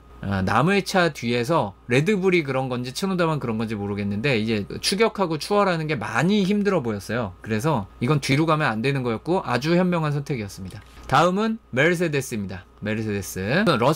러셀은 굉장히 일찍 피스탑을 한 드라이버들 중에 하나인데, 르클레가 여기 피스탑한 거에 바로 반응을 했습니다. 이거는 초반에 스타트 이후에 앞차를 좀 추격해볼까 하는 과정에서도, 또 노리스를 막는 과정에서 타이어 소모가 많았고, 그래서 퀄리파잉에 썼던 것까지 덤탱이를 쓰면서 퀄리파잉에서 써서 그랬는지, 노리스의 압박 때문에 그런지, 아마도 둘 다겠죠. 이 둘 다의 이유로 일찍 피스탑을 하는데, 거기에 결정타를 날린 게 르클레죠. 르클레가 한 랩 먼저 피스탑을 하거든요. 앞불싸하고 뒤에 방어를 갑니다. 언더컷 방어를 가는데 어떻게 됐나요? 뒤죠. 자, 언더컷이 이렇게 무섭습니다. 이걸 봤기 때문에 피아스트리가 나중에 들어가게 되는 거예요. 와, 얘 3등에서 들어갔는데 르클레 뒤라고? 갑자기 이 맥라렌의 전략팀이 화들짝 했겠죠. 이렇게 F1은 1대1 경기가 아니기 때문에 재밌어요. 이게 쟤네들이 이렇게 가는 걸 보고 3등에서 들어갔는데 르클레 뒤야? 급하죠. 그럼 피아스트리 들어간 거예요. 그 두 랩 있다가. 야, 그래서 겨우 르클레 앞으로 갔다고 좋아했더니 그게 사실은 좋은 게 아니었던 그런 케이스가 되는 거고요. 어쨌든 러셀은 이게 바꾼 이후에도 페이스가 그렇게 좋진 않았습니다. 그런 와중에 하드로 출발해서 피스탑 안 하고 있던 안토넬리가 5위, 6위 달리고 있는 이 상황에 버추얼 세이프티카가 나와버리죠. 그래서 안토넬리 프리스탑, 어쩔 수 없이 러셀도 피스탑. 그리고 러셀은 이 세이프티카 상황에는 더 바꿀 타이어가 없죠. 자, 미디엄, 하드입니다. 마찬가지예요. 여기서 바꿀 생각을 하면 소프트죠. 그런데 아까 제가 뭐라 그랬어요? 미디엄에서 많이 힘들었고요. 하드에서도 힘들었어요. 소프트라고 정말 괜찮을까? 17랩 남았는데 이게 이 기나긴 세이프티카 기간 포함해서 17랩인데 이때는 기나긴이 될지 몰랐죠. 기나길 줄 몰랐습니다. 아무도. 처음 나왔을 때는 금방 끝날 줄 알았어요. 근데 이게 세이프티카 선언이 됐을 때 진짜 생각이 깊었으면, 물론 저도 생각을 못했는데요, 진짜 생각이 깊었으면 이 상황을 종합적으로 봤을 때 길어질 각오를 했어야 됐을 수도 있습니다. 그건 이따가 제가 설명을 안토넬리에 설명할 거니까 이제 다 왔네요. 자, 어쨌든 러셀은 이 상황에 피스탑을 안 하고 버티기를 선택했고, 그래서 자, 버텨서 얻은 순위 2계단, 버텼기 때문에 타이어가 안 좋아서 뺏긴 순위 1계단, 성공했네요. 네, 그렇습니다. 러셀은 성공한 거예요. 그러니까 이거 버텨서. 자, 이게 하나 뺏긴 건 억울하지만 여기서 2개를 벌었잖아요. 그래서 성공을 했고요. 자, 안토넬리의 경우를 보겠습니다. 퀄리파잉을 역시 망했었죠. 근데 레이스에서는 첫 번째 스틴트 하드에서 해밀턴을 잘 막아냅니다. 해밀턴에게 그래서 무슨 메시지가 가나요? 이 F1은 뭐다? 한 경기 한 경기에 우리가 1위 1비 하는 것도 하면 안 된다고 말씀드렸지만 한 랩 한 랩에 1위 1비 하면 진짜 안 됩니다. 인내심의 스포츠죠. 우리는 그 인내심의 스포츠 모나코에서 제대로 수련을 받고 제대로 시험을 받게 될 겁니다. F1은 인내의 스포츠입니다. 드라이버도 인내해야 되고요. 엔지니어도 인내해야 되고요. 팬들도 인내를 해야 됩니다. 인내 그 자체죠. 모나코. 아무 변화도 없고 계속 손해를 보는 것 같아도 버텨야 합니다. 해밀턴은 버텼어요. 그래서 결과적으로 마지막에 웃을 수 있었죠. 반면 안토넬리 같은 경우엔 그 해밀턴의 거센 공격을 다 막아냅니다. 여기까지는 좋았어요. 그런데 피스탑 이후에 여기 연석을 깊게 밟고 그런 것까지는 아니었던 것으로 보이고, 그 전에 약간의 이상 전조는 있었다라고 하는데, 스로틀 댐퍼 이슈라고 하죠. 스로틀 댐퍼가 있어 이제 스로틀이 제대로 이제 작동을 하지 않는 상황이 돼서 엔진까지 무리가 가고 위험한 상황이 올 수 있는 상황이었기 때문에 그래서 차를 세우라고 시킵니다. 그런데 여기서 아주 재밌는 장면이 나옵니다. 이따가 오콘에서 길게 설명 안 할 거니까, 오콘이 파워 유닛 이슈로 토사를 지나서 안쪽에 그 서킷 설명할 때 자주 얘기하듯이 토사는 돌면 오르막으로 가면서 바깥쪽으로 엄청 밀리기 때문에 안쪽으로 가고 싶어도 못 간다. 그런 얘기를 자주 하잖아요. 그래서 그 안쪽으로 차를 대는 게 아주 정상이고요. 그쪽이 안전한 지대예요. 그래서 버추얼 세이프티카만으로 오콘의 상황을 빠르게 정리할 수 있었습니다. 파워 유닛 이슈가 있어서. 그래서 치웠죠. 여기까진 좋아요. 그런데 문제는 안토넬리가 차를 세운 위치가 오콘과 같은 위치였던 거예요. 거기가 탈출로가 있어요. 탈출로가 있는데 거의 대부분의 일반적인 서킷의 탈출로에는 차를 2대 놓을 공간이 없습니다. 거의 모든 탈출로에는 한 대가 끝이에요. 문처럼 이렇게 열린 그 배리어를 열어놓는 공간에 한 대를 놓을 수밖에 없어요. 근데 오콘 차가 거기 있잖아요. 그래서 비상이 생긴 거죠. 야, 큰일 났어. 이걸 다른 데로 지금 끌고 가는 건 너무 멀잖아요. 그러니까 중장비가 와서 다른 데로 가져가야 돼. 해서 중장비가 들어와야 되는 거야. 다른 쪽에서. 그래서 야, 중장비 불러. 중장비 어디가 가까워. 막 그걸 해가지고 중장비가 와. 그걸 연결해. 다시 그걸 글로 끌고 가. 이 과정을 다 하느라 시간이 오래 걸린 거예요. 원래 그냥 밀어서 넣었으면 한 2랩이면 끝날 세이프티카인데, 그래서 제가 아까 말씀드린 세이프티카가 선언됐을 때 왜 이걸 버추얼 세이프티카가 아닌 풀 세이프티카를 선언했을까? 레이스 컨트롤에선 알고 있었던 거죠. 오래 걸린다. 거기 자리 없다. 이미 다 무전으로 얘기가 됐을 거예요. 여기 자리 없다. 근데 차 여기 섰다. 중장비 어딨어? 이 얘기를 하는 과정을 보고 있는 레이스 컨트롤은 버추얼 세이프티카가 아닌 세이프티카 선언을 해야죠. 그래 세이프티카 선언을 하고 차들이 모아져야 중장비가 트랙에 들어옵니다. 모아지지 않으면 트랙이 위험해서 못 들어와요. 그런데 모아져야 된다 그랬죠. 근데 아까 뭐였죠? 여기 피스탑 러시가 있었죠. 안 모아지죠. 모아지는 시간이 또 필요해요. 차 모으는 시간. 다 모았니? 중장비 컴온. 중장비 와서 다시 원위치 차 치우고 중장비 원위치. 자 이제 백마커 보내고 시작. 이걸 다 해야 되니까 한참 걸린 거야 이게. 이거를 다 생각을 했으면 소프트로 바꾼 드라이버들이 많이 나왔을 수도 있습니다. 진짜 이렇게 길어질 줄 알았으면 소프트 좀 나왔을 거예요. 요게 한 11랩? 12랩? 요 정도 달렸으니까 그러면 해볼 만하지. 다 이렇게 길어질지 누가 알았나. 이거 몰랐지. 몰랐습니다. 여기가 한 10랩 정도 남았을 거예요. 10랩 정도 남았는데 이거 몰랐습니다. 그래서 모르는 사람들의 잘못이 아니다. 아무도 없었던 거 보면 아무도 예상을 못한 것 같아요. 그렇고요. 자 다음은 이제 에스턴 마틴입니다. 안타깝습니다. 벌써 마음이 저리다. 자, 에스턴 마틴은 미디엄 타이어 2세트와 하드 1세트. 하드 1세트는 스크럽 타이어고 미디엄 2세트는 퀄리파잉에 썼던 타이어를 가지고 레이스를 시작을 했습니다. 그럼 미디엄 스타트를 했죠. 안타깝게도 알론소는 스타트에서 자기 순위를 유지합니다. 더 올라갈 수도 있었죠. 여기까지는 5위 혹은 4위권의 분위기를 이어가고 있던 알론소고요. 스트롤도 마찬가지였어요. 자리 잘 지키고 있습니다. 자, 드라이버들이 책임질 부분 없죠. 여기에서 못했다고 책임질 부분 없습니다. 그런데 앞에 차를 넘어가기도 힘들고 더티에어에서 차도 타이어도 힘들어지고, 자 그리고 여기 만악의 근원 르클레이 피스탑이 있었기 때문에 르클레가 피스탑을 했어. 나도 들어가야지. 러셀도 했어. 들어가야지. 당연히 러셀도 뒤인데 한 랩 더 늦게 들어간 알론소는 더 뒤죠. 그래서 르클레 러셀 여기 있고 알론소 여기 있어요. 르클레가 잘못했다는 게 아닙니다. 다른 팀 입장에서 봤을 때 여기 르클레가 피스탑을 안 했으면 진짜 이런 선택을 한참 늦게 했을 텐데 일부러 그런 것도 아니죠. 르클레도 사실 다들 할 줄 알고 먼저 한 거예요. 르클레는 생각보다 다들 안 한 것뿐이지. 어쨌든 스트롤도 더 늦게 들어옵니다. 더 뒤죠. 그래서 여기서 달리게 됩니다. 여기까진 그럴 수 있어요. 여기까진 그럴 수 있습니다. 그런데 여기서 버추얼 세이프티카가 나와버리죠. 그리고 타이어를 교체해야 되는 상황이 왔어요. 교체해야죠. 여기에서 이미 마찬가지 상황. 여기서 하드로 중간에 바꾼 모든 드라이버들과 마찬가지 상황. 피아스트리도 그랬고 르클레, 러셀 다 마찬가지. 에스턴 마틴까지 속도가 안 나. 뒤에서. 그럼 어떡해요? 바꿔야죠. 바꿔야 합니다. 바꿔야 하는데 여기에서 에스턴 마틴의 발목을 잡은 큰 문제가 있죠. 우리에게 남은 타이어는 퀄리파잉에 쓴 미디엄과 소프트 타이어 뿐이다.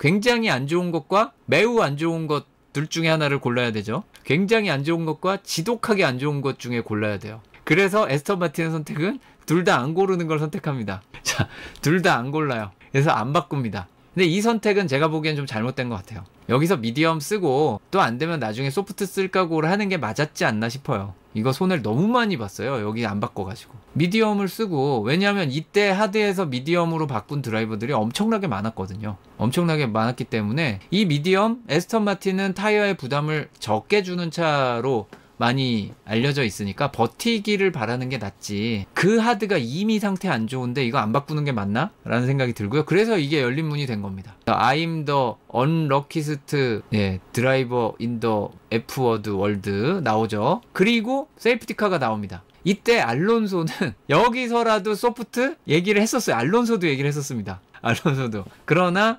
현실성이 없다고 보고 이제 얼마 안 남았으니까 미디엄이다 로 간 거예요. 실제로 이 미디엄으로 추월쇼죠. 여기 14위로 올라와가지고 로슨, 가슬리, 후켄버그 다 지칩니다. 딱 하나 츠노다를 못 잡았어요. 자, 안타깝지만 그렇게 됐고요. 스트롤은 이렇게 세이프티카 상황이 된 다음에 아무도 추월하지 못했죠. 이게 뭐 꼭 추월을 해야만 그건 아닙니다만 왠지 아닙니다. 그럴 수 있죠. 네, 그럴 수 있습니다. 안 될 수 있죠. 그렇습니다. 왜 알론소는 이렇게 올라갔는데 스트롤은 제자리지? 하여튼 네, 그렇고요. 네, 도련님은 패스. 그리고 알핀입니다. 알핀도 아쉽다면 아쉽게 됐죠. 우리 가슬리의 테크트리를 보면 어디서 많이 본 테크트리죠. 일단 그 트랙을 먼저 벗어나면서 왕손해. 여기서 엄청난 손해를 봤죠. 원래 앞에서 달리고 있었는데 피라텔라 벗어난 거. 이거는 누구 탓도 못해요. 본인 탓입니다. 저는 사실 배틀은 아니더라도 근처에라도 있을 줄 알았어. 제가 중계방송에서 또 제가 심하게 말하면 시청자 여러분들이 더 안 좋게 보는 분들이 생길까봐 조금이라도 좋게 말하려고 그러지만 오늘은 여러분들은 긍정 채팅을 하시고 저는 좀 재미를 위해서 긍정적인 면 많이 보는 가슬리니까 재미를 위해서 좀 말하자면 가슬리답지 않은 어이없는 실수입니다. 사실 레이스 초반에 피라텔라에서 그렇게 나간 드라이버가 없잖아요. 경기 중에 보면 가슬리 요새 상한가인데 그러시면 안 되죠. 아쉬웠고요. 그래서 또 타이어도 손상이 많이 됐으니까 일찍 피스탑을 합니다.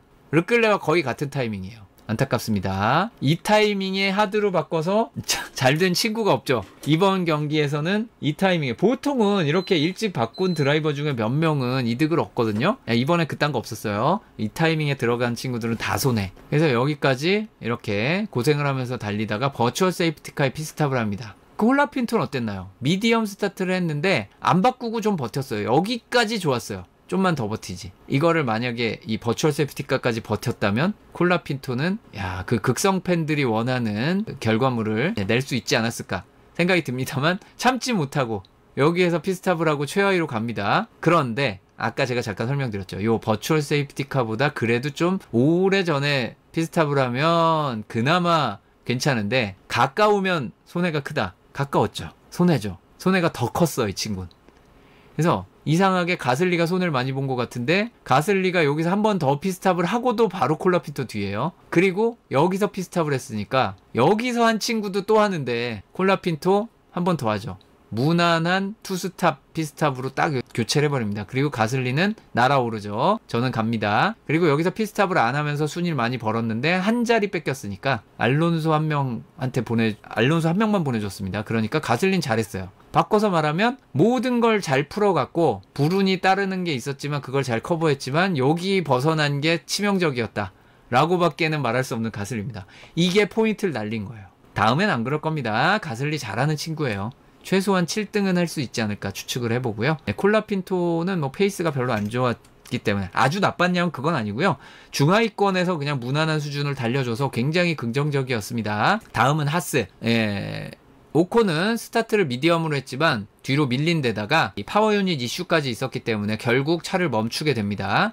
그래서 뭐 딱히 할 얘기가 없고 베어먼은 생각보다 이 순위는 17위로 마무리됐지만 이 레이스 페이스 이따가 언급해드릴 그 레이스 페이스에서 굉장히 희망적이었어요. 그리고 하드 요게 그때 제가 얘기했던 기억나죠. 중계 때 이걸 못 봐서 제가 이걸 못 봐서 왜 이렇게 늦게 피스탑을 하죠? 라고 한 게 공격적인 타이어 전략 미디엄으로 바꾸고 그걸 바로 하드로 바꾸는 거예요. 이게 둘에 있었는데 이게 마침 이걸 또 바꿀 때 버추얼 세이프티카가 끝났죠. 그래도 하드로 오래 달리는 게 낫다라고 본 거 이거 끝까지 못 간다라고 본 건데 안타깝게도 여기서 미디엄 바꾸고 여기까지 버텼다가 여기서 하드로 바꿨으면 대박 쳤을 수도 있습니다. 여기가 공격적인 전략이라는 건 괜히 공격적이라는 이름이 붙는 게 아니고 괜히 공격적인 전략을 도박적이라고 그러는 게 아니죠. 이게 조금만 이렇게 어긋나면 대손해를 보기 때문에 우리는 도박적인 전략이라고 하는 거죠.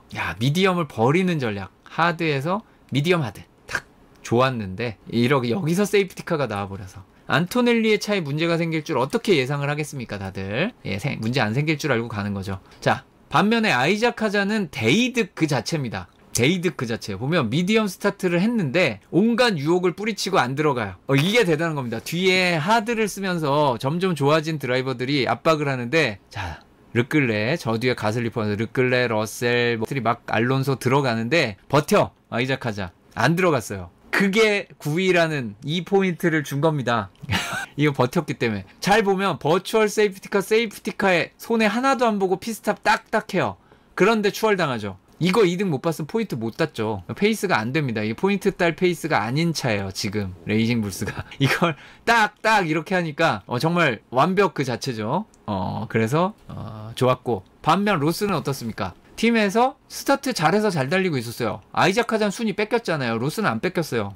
잘했죠. 그런데 공격적으로 이 하드를 일찍 교체를 했습니다. 같은 테크트리죠. 우리 가슬리, 르클레, 러셀 그쪽 테크트리를 탔어요. 이래서 잘된 친구가 없죠? 네, 로슨도 마찬가지고요. 자, 이걸 해서 어떻게 보면 이 데이터를 보고 안 들어갔을 가능성 상당히 있습니다. 야, 하드 왜 이래? 바꿨더니 영 안 좋아. 너 들어가지 마. 됐을 가능성 상당히 큽니다. 이랬을 가능성 상당히 크고 그래서 버추얼 세이프티가 나왔을 때 또 바꿉니다. 그리고 그걸 끝까지 가죠. 여기에서 안 바꾸고 버틴 거기 때문에 여기 알론소 한 명 추월당한 거는 문제가 없고 결국 로스는 레이스를 정말 잘 풀어갔다. 그런데 성적만 보면 되게 못한 것 같다. 퀄리파잉은 콜라핀토가 사고 내서 못 달려서 Q2 못 가고 정말 그 운이라는 게 이렇게까지 작용할 수 있구나. 이번 경기는 로슨이 결과로 봤을 때 거의 뭐 최악의 수준에 가까운 결과가 됐는데 뜯어보면 다 본인 탓이 아니에요. 안타깝죠. 그런 부분이 있었다는 거 양해를 해줘야 됩니다. 이런 요소들이 있고 실제로 운이 좋아도 안 될 수도 있고 이런 걸 누적해서 봐야 되기 때문에 이런 젊은 친구들은 최소 몇 달, 가능하다면 몇 년을 봐주는 게 맞다라고 얘기를 하는 거기도 하고요. 일희일비하면은 요런 걸 가지고 평가를 할 거 아니에요. 그렇네요. 다음은 윌리엄스입니다. 여기도 둘이 엇갈립니다. 아이작 하자 로슨의 경우와 마찬가지죠. 똑같은 미디엄 스타트인데 알보는 버텼고 사인스는 먼저 들어갔습니다. 먼저 들어갔고 그 테크트리예요. 이제는 설명 안 해도 아시겠죠? 일찍 들어가셨구나. 망했겠구나. 사인스가 팀 라디오를 통해 이미 이건 X 됐다라는 것을 이야기를 했죠. 그래서 여기서 또 피스탑을 합니다. 그리고 여기서 못 바꿔요. 바꿀 여지가 없고. 반면에 알보는 짠 아이작 하자 테크트리죠. 그래서 자연스럽게 5위 혹은 4위를 노릴 수 있는 상황이었어요. 르클레를 빨리 추월하고 해밀턴의 도전을 버텨냈으면 4위를 노릴 수 있는 상황이었고, 이때 분위기는 막 포디엄 가냐 막 그러고 있었잖아요. 기억나시죠? 여기 3등입니다. 여기 3위. 피스탑 할 때 2등이었고요. 여기 3위입니다. 3위. 포디엄 가나 했는데 안타깝게도 5위까지 밀려났습니다. 르클레가 자리 돌려줬고, 사인스는 악정고투 그 자체죠. 이 불운을 딛고 다 제끼고 올라와. 그리고 여기서 피스탑 안 했는데도 순위 잘 지켰죠. 뒤에 무슨 아이작 하자나 츠노다가 넘볼 그런 단계가 아닙니다. 이제 레이싱불스가 윌리엄스를 넘보기도 힘들고 레드불의 츠노다도 윌리엄스랑 경쟁이 거의 안 되는 수준이에요. 그만큼 윌리엄스가 강해진 겁니다. 이 억가를 당하고도 올라오잖아요. 그만큼 차가 좋은 겁니다. 윌리엄스가 달라졌어요, 진짜. 네, 사인스는 아쉽게 됐고요. 이상하게 사인스가 이런 불운이 많죠. 마이애미에서도 뭔가 많았는데 그렇습니다. 이몰라에서도 많고, 이렇게 불운이 쌓이다 보면 둘 중에 하나예요. 계속 불운만 겪다가 그냥 망하든가, 아니면 그 불운을 어떻게 보면 메꿔줄 행운을 받게 되든가. 놀랍게도 F1에서는 전자도 꽤 많습니다. 불운만 겪다가 가시는 분들 되게 많아요. 은퇴하시는 분들. 말하고도 참 가슴이 아프네. 다음은 우리의 스테이크 킥자우버 보톨레토. 우리의 영건 보톨레토가 뭔가 보여줄 수 있는 기회가 돼서 14그리드 출발에 13위, 잠시 12위까지 달리게 됩니다. 그 와중에 망트리를 탔습니다. 미디엄 스타트에 망트리를 타고만 보톨레토 하드로 일찍 교체를 했죠. 그 뒤는 이하 생략을 해도 됩니다. 다들 똑같은데 여긴 윌리엄스가 아니기 때문에 못 올라와요. 그 큰 차이가 있습니다. 하드로 한번 미리 바꾸고 버추얼 세이프티카 때 또 바꾸는 이 트리를 탔는데 못 올라옵니다. 좌우번 레이스 페이스가 훨씬 느리거든요. 윌리엄스가 아닙니다, 여기는. 그래서 보톨레토 잘못이 아니죠. 보톨레토는 이상하다. 나는 잘못한 게 없는데 왜 이러지? 라는 걸 느꼈을 거고요. 반면 후켄버그는 대담한 원스탑을 성공시킵니다. 하드 스타트에 미디엄을 버추얼 세이프티카 때 바꾸지 않은 거는 좋았는데, 세이프티카 때 타이어를 안 바꾸는 전략을 했어요. 요거는 물음표. 왜냐? 아마 이게 레이스 페이스가 안 될 거라고 생각해서 여기서 타이어를 교체하고 순위를 밀리면 못 올라올 거라고 생각한 것 같아요. 보톨레토도 못 올라오고 했기 때문에. 그런데 그러면 버틸 수 있느냐? 제가 보기엔 못 버티죠. 츠노다와 알론소를 다 막아야 포인트인데 미디엄이잖아요. 이게 63랩이니까 중간 세이프티카 기간을 빼기 애매하니까 다 포함하면 30랩 넘게 달리는 건데, 이 하드로 끝까지 버티는 게 아니에요. 미디움으로 끝까지 버틴다? 이거 좀 과하게 하신 것 같은데요. 보이즈 비 앰비셔스. 보이즈죠. 보이즈 잘못되면은 얻어 터집니다. 저기 무서운 친구들한테. 아닙니다. 혹시 드라마 보이즈 보신 분들 계신가요? 아닙니다. 자, 넘어가도록 하겠고요. 우리나라에서 많이 안 보셨을 테니까. 보이즈 비 앰비셔스. 앰비셔스 했다가 망했죠. 근데 물론 뒤로 갔다가 올라올 수 있었느냐? 그것도 미지수기는 합니다. 그래서 이것도 많이 이상하다지 100% 잘못했다는 뜻은 아니에요. 자, 그래서 레이스가 끝났습니다. 이 레이스에서 정말 많은 순위 변화가 있었죠. 8계단 올라온 해밀턴, 10계단 올라온 츠노다, 5계단 올라온 르클레가 있었습니다. 그리고 5계단 올라왔는데 이상하게 노포인트인 후켄버그, 이런 경우도 있고요. 내려간 쪽도 엄청난 친구들이 많죠. 여기 4계단 내려온 러셀, 안타깝게 5위 연속 기록이 끝났고요. 알론소 6계단, 세상에서 가장 운 없는 사나이, 알론소의 주장입니다. 검증되지 않았습니다. 검증되지 않았지만 가능성은 있지만 어쨌든 검증되지 않은 알론소 개인의 주장입니다. 세상에서 가장 운 없는 사나이 6계단. 여기 7계단 떨어진 사나이도 있어요. 스트롤이라고. 그렇습니다. 츠노다는 그 셰시를 바꿨기 때문에 무조건 피트 스타트를 했어야 됐습니다. 셰시가 망가져서. 이번 우승자는 베르스타펜이었고요. 특히 첫 랩, 첫 코너의 추월 장면 하나만으로도 대단했지만 레이스를 깔끔하게 운영하고 세이프티카라는 변수를 완벽하게 스스로 틀어막았기 때문에 베르스타펜 아주 명예로운 우승이라고 할 수 있겠고요. 잠깐만요. 뭐가 날라갔다. 요게 죄송합니다. 뭔가 날라갔어요. 어디 갔지? 여기 베르스타펜 레드불 내 만들어 놨는데 이미지 파일이 날라갔습니다. 죄송합니다. 자, 이걸로 대체하죠. 자, 레드불 400 레이스에서 124승을 거뒀고요. 286회 포디엄 피니시, 106회 풀 포지션, 드라이버 챔피언 8번, 컨스트럭터 챔피언 6번, 그리고 모두 7,968포인트를 기록했다는 거. 뭐 요 정도면 됐죠. 뭐. 네. 베르스타펜 잘하고 있다 하는 거고요. 베르스타펜도 28경기 연속 포인트 피니시가 있습니다. 그리고 노리스는 이몰라에서 4년 연속 포디엄입니다. 그리고 노리스는 6번째 포디엄 피니시를 기록을 했고요. 올해 피아스트리도 마찬가지로 6번째, 맥라렌은 5번째 더블 포디엄 피니시입니다. 그리고 이제 여기 레드불 그게 있어야 되는데 엉뚱한 거를 지웠네요, 제가. 그리고 기타 주요 기록으로는 해밀턴이 페라리 이적 후 최고 성적입니다. 뭔가 포디엄도 못 가고 아쉽다 하겠는데 최고 성적이었고요. 4위가 최고예요. 그리고 들으신 분들은 계실지 모르겠는데 경기 후반에 타이어 교체하고 마지막 세이프티카가 일찍 드러나갈 경우 우승까지 노릴 수 있다라고 계산을 하고 있었어요. 르클레도 해밀턴이 우승을 노릴 수 있을 거라고 봤고 해밀턴도 우승까지 생각할 정도로 세이프티카만 일찍 들어갔으면 피아스트리 많이 위험했을 거고요. 포디엄까진 가지 않았을까 싶어요. 워낙 페이스가 좋은 해밀턴이 됐기 때문에. 그리고 해밀턴이 르클레보다 앞선 레이스가 한 번도 없었어요. 페라리로 와서. 그런데 처음으로 앞섰습니다. 윌리엄스는 3경기 연속 더블 포인트 피니시를 기록을 했고요. 러셀은 모든 경기 5위 이상의 기록이 중단됐습니다. 안토넬리는 F1 데뷔 후 첫 리타이어. 언젠가 한 번은 겪어야 될 경험이었고요. 에스턴 마틴은 시즌 첫 Q3 진출이 2명 다 진출. 정말 토요일이 행복했고요. 일요일은 지옥이었습니다. 패스티스트 랩은 베르스타펜 패스티스트 랩을 오랜만에 했어요. 진짜 오랜만에 했습니다. 그만큼 힘들다. 레드불이 2년 전으로 시계를 돌리면 얼마나 편안했습니까? 정말 편안했죠. 2년 전이면. 그런데 2년 새에 이렇게 바뀌어요. 자, 매경기 패턴이 비슷한 것 같은데 상전벽해라 그러죠. 뽕밭이 바다가 된다. 지금 거의 뽕밭이 바다가 돼 있기 때문에 레드불이 패스티스트 랩 한 번 내기 힘든 세계관. 어쨌든 이번에 기록을 했습니다. 그리고 다시 한번 페라리가 복귀했어요. 올해 7경기 중에 패스티스트 피스탑 6번 페라리가 가져갔습니다. 그리고 더 무서운 건 그 아래 있죠. 레드불이 빨라졌어요. 뭔가 심상치 않다라고 느낌이 오시는 분 계신가요? 올 초에 레드불의 피스탑이 영 메롱했죠.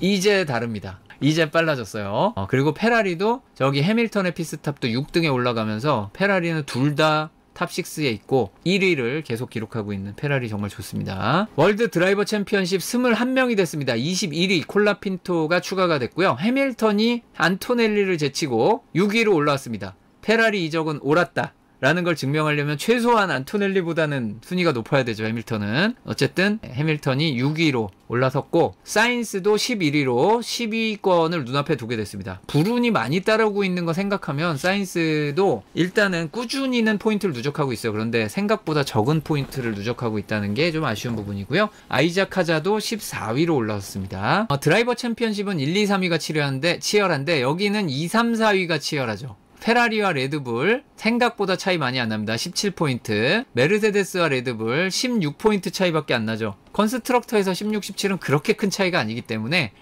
어떻게 될지 모릅니다. 그리고 윌리엄스가 하스의 2.5배 이상의 포인트를 기록하고 있는데 페라리의 2분의 1에 근접하고 있죠. 이제 닭머리에서 떨어져서 속꼬리에 근접해가고 있는 보이죠? 2호가 태양계를 벗어나서 오르트 구름에 근접하고 있는 딱 그런 느낌의 이런 드디어 천상계로 가나? 네. 그렇습니다. 인간계에서 천상계로 가려면 굉장히 어려운데 지금 일단 공중부양에 성공한 거예요. 천상계로 가고 있습니다. 윌리엄스 떴어요. 이제는 하스부터 중하위권으로 봐야지 윌리엄스는 뭔가 다른 색입니다. 레이스 평점인데요. 요런 건 알아보기 어려우니까 요렇게 숫자로 좀 보겠습니다. 베르스타펜 1등. 198점, 200점 만점입니다. 폴 포지션을 못 따서 200을 못 찍었고요. 올해는 만점이 없어요. 만점 찍기 정말 힘듭니다. 이 시스템에서. 그리고 피아스트리, 노리스가 거의 비슷한 수준이고, 러셀, 알본 이렇게 있습니다. 알본이 5위에 이름을 올리고 있습니다. 그리고 안 좋았던 드라이버들에는 루키들과 오콘 리타이어를 했기 때문에 오콘이 안 좋은 기록을 내고 있고요. 평점의 흐름은 이렇습니다. 노리스의 약간의 하락세가 있지만 피아스트리는 그래도 아직 상승세를 유지하고 있고요. 노리스는 아무리 길게 끌어도 4분의 1 이상의 위치에 있잖아요. 그게 크게 나쁜 상황은 아닙니다. 그리고 여러 차례 이거 말씀드리고 있는데 이번에도 페라리는 상승세라는 것, 이게 매우 중요하죠. 실버스톤에서 예정된 업그레이드가 성공한다면 몰라요. 네, 진짜 모릅니다. 컨스트럭터 챔피언십도 그렇고 드라이버도 그렇고 생각보다 위의 경쟁이 치열해지면 모릅니다. 예, 모릅니다. 레드불은 츠노다가 걱정입니다. 츠노다가 완연한 하락세예요. 저게 4분의 1도 아니고 8분의 1 수준까지 내려가기 때문에 베르스타펜은 이제 걱정을 안 해도 될 것 같습니다. 레드불도 안정화가 되고 있고 베르스타펜 걱정이 안 되는데 문제는 츠노다가 이번 사고도 이게 어떤 심리적인 압박이 안 됐으면 좋겠어요. 이제 사고를 또 내지 말아야지. 이것까지 하나 더 생각하면 진짜 갑자기 기량이 꺾이거든요. 예, 제가 여러 번 말씀드리듯이 데뷔 초에 임팩트가 어마어마하고 정말 강력한 드라이빙에 속도도 빨랐던 마그누센이 데뷔 시즌에 사고를 연달아 큰 사고 몇 번 내더니 딴 건 없어요. 속도가 느려져요. 생각이 많아진 게 눈에 보이는 드라이빙이 되거든요. 그럼 안 되거든요. 그래서 심리적으로 부담을 안 받았으면 좋겠습니다. 다음은 메르세데스인데요. 안타깝게도 두 명 다 하락세를 그리고 있고요. 안토넬리가 이번에 리타이어를 처음 하면서 저점을 찍었죠. 그런데 이거는 언젠간 찍을 거였기 때문에 길게 봐야죠. 어차피 올 시즌은 안토넬리 챔피언 되라고 데려온 거 아니니까 적응을 했으면 좋겠고요. 에스턴 마틴, 세상에서 제일 운이 없다라고 스스로 주장하는 드라이버는 상승세입니다. 그리고 완연한 하락세에 사실 츠노다보다 더 아래쪽을 향하고 있는 랜스 스트롤이 놀랍게도 이 팀의 포인트 100% 책임지고 있습니다. 스트롤이 그래프와는 다른 성적을 가지고 있어요. 알피는 콜라핀토가 경기가 하나라 그래프가 없고요.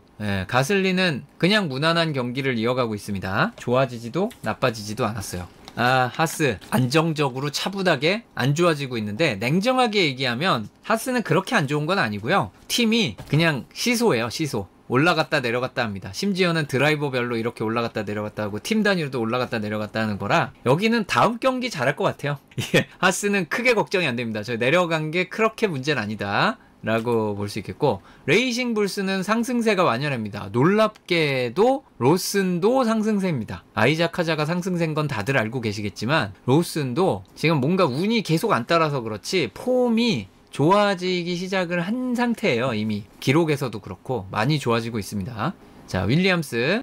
여기도 놀랍게도 알본이 안정적인 그래프를 그린 반면 사인스가 상승세죠. 사인스가 상승세인 이유는 처음에 너무 안 좋았기 때문입니다. 거기도 불운이 좀 따르기도 하지만 처음에 안 좋았던 호주 리타이어 이런 게 포함되어 있어서 그렇고, 윌리엄스 두 드라이버의 그래프 자체만 보면 많이 겹쳐 있는 걸 알 수 있죠. 굉장히 폼이 많이 올라와 있다는 뜻입니다. 두 드라이버가 똑같은 위치에 있는 거는 둘 다 차의 성능을 최대한 끌어낼 때밖에 없어요. 그래서 윌리엄스의 성능을 잘 끌어내고 있고, 업그레이드가 따로 오는 것도 아니라 최적화만 하는 단계를 한동안은 괜찮지 않을까 생각하고요. 자우버, 하위권에서 안정적이죠. 네, 그렇습니다.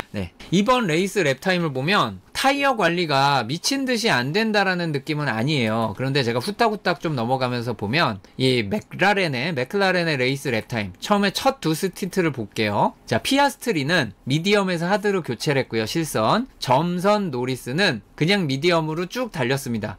어떠세요? 제가 아까 말씀드린, 자, 타이어가 별로 안 좋아요. 피아스트린 심지어 이 노리스보다 많이 빠를 때 교체했죠. 그리고 어떻게 됐나요? 자, 교체한 피아스트리와 교체 안 한 노리스. 왜 했나 싶죠. 이거 갑자기 왜 했나 싶고요. 노리스는 앞에 피아스트리가 사라지니까 갑자기 살아났어. 타이어가 죽겠는걸요? 아닙니다. 이건 이제 앞에 차 추월하고 하느라 이렇게 된 거기도 하지만 어쨌든 피아스트리도 없잖아요.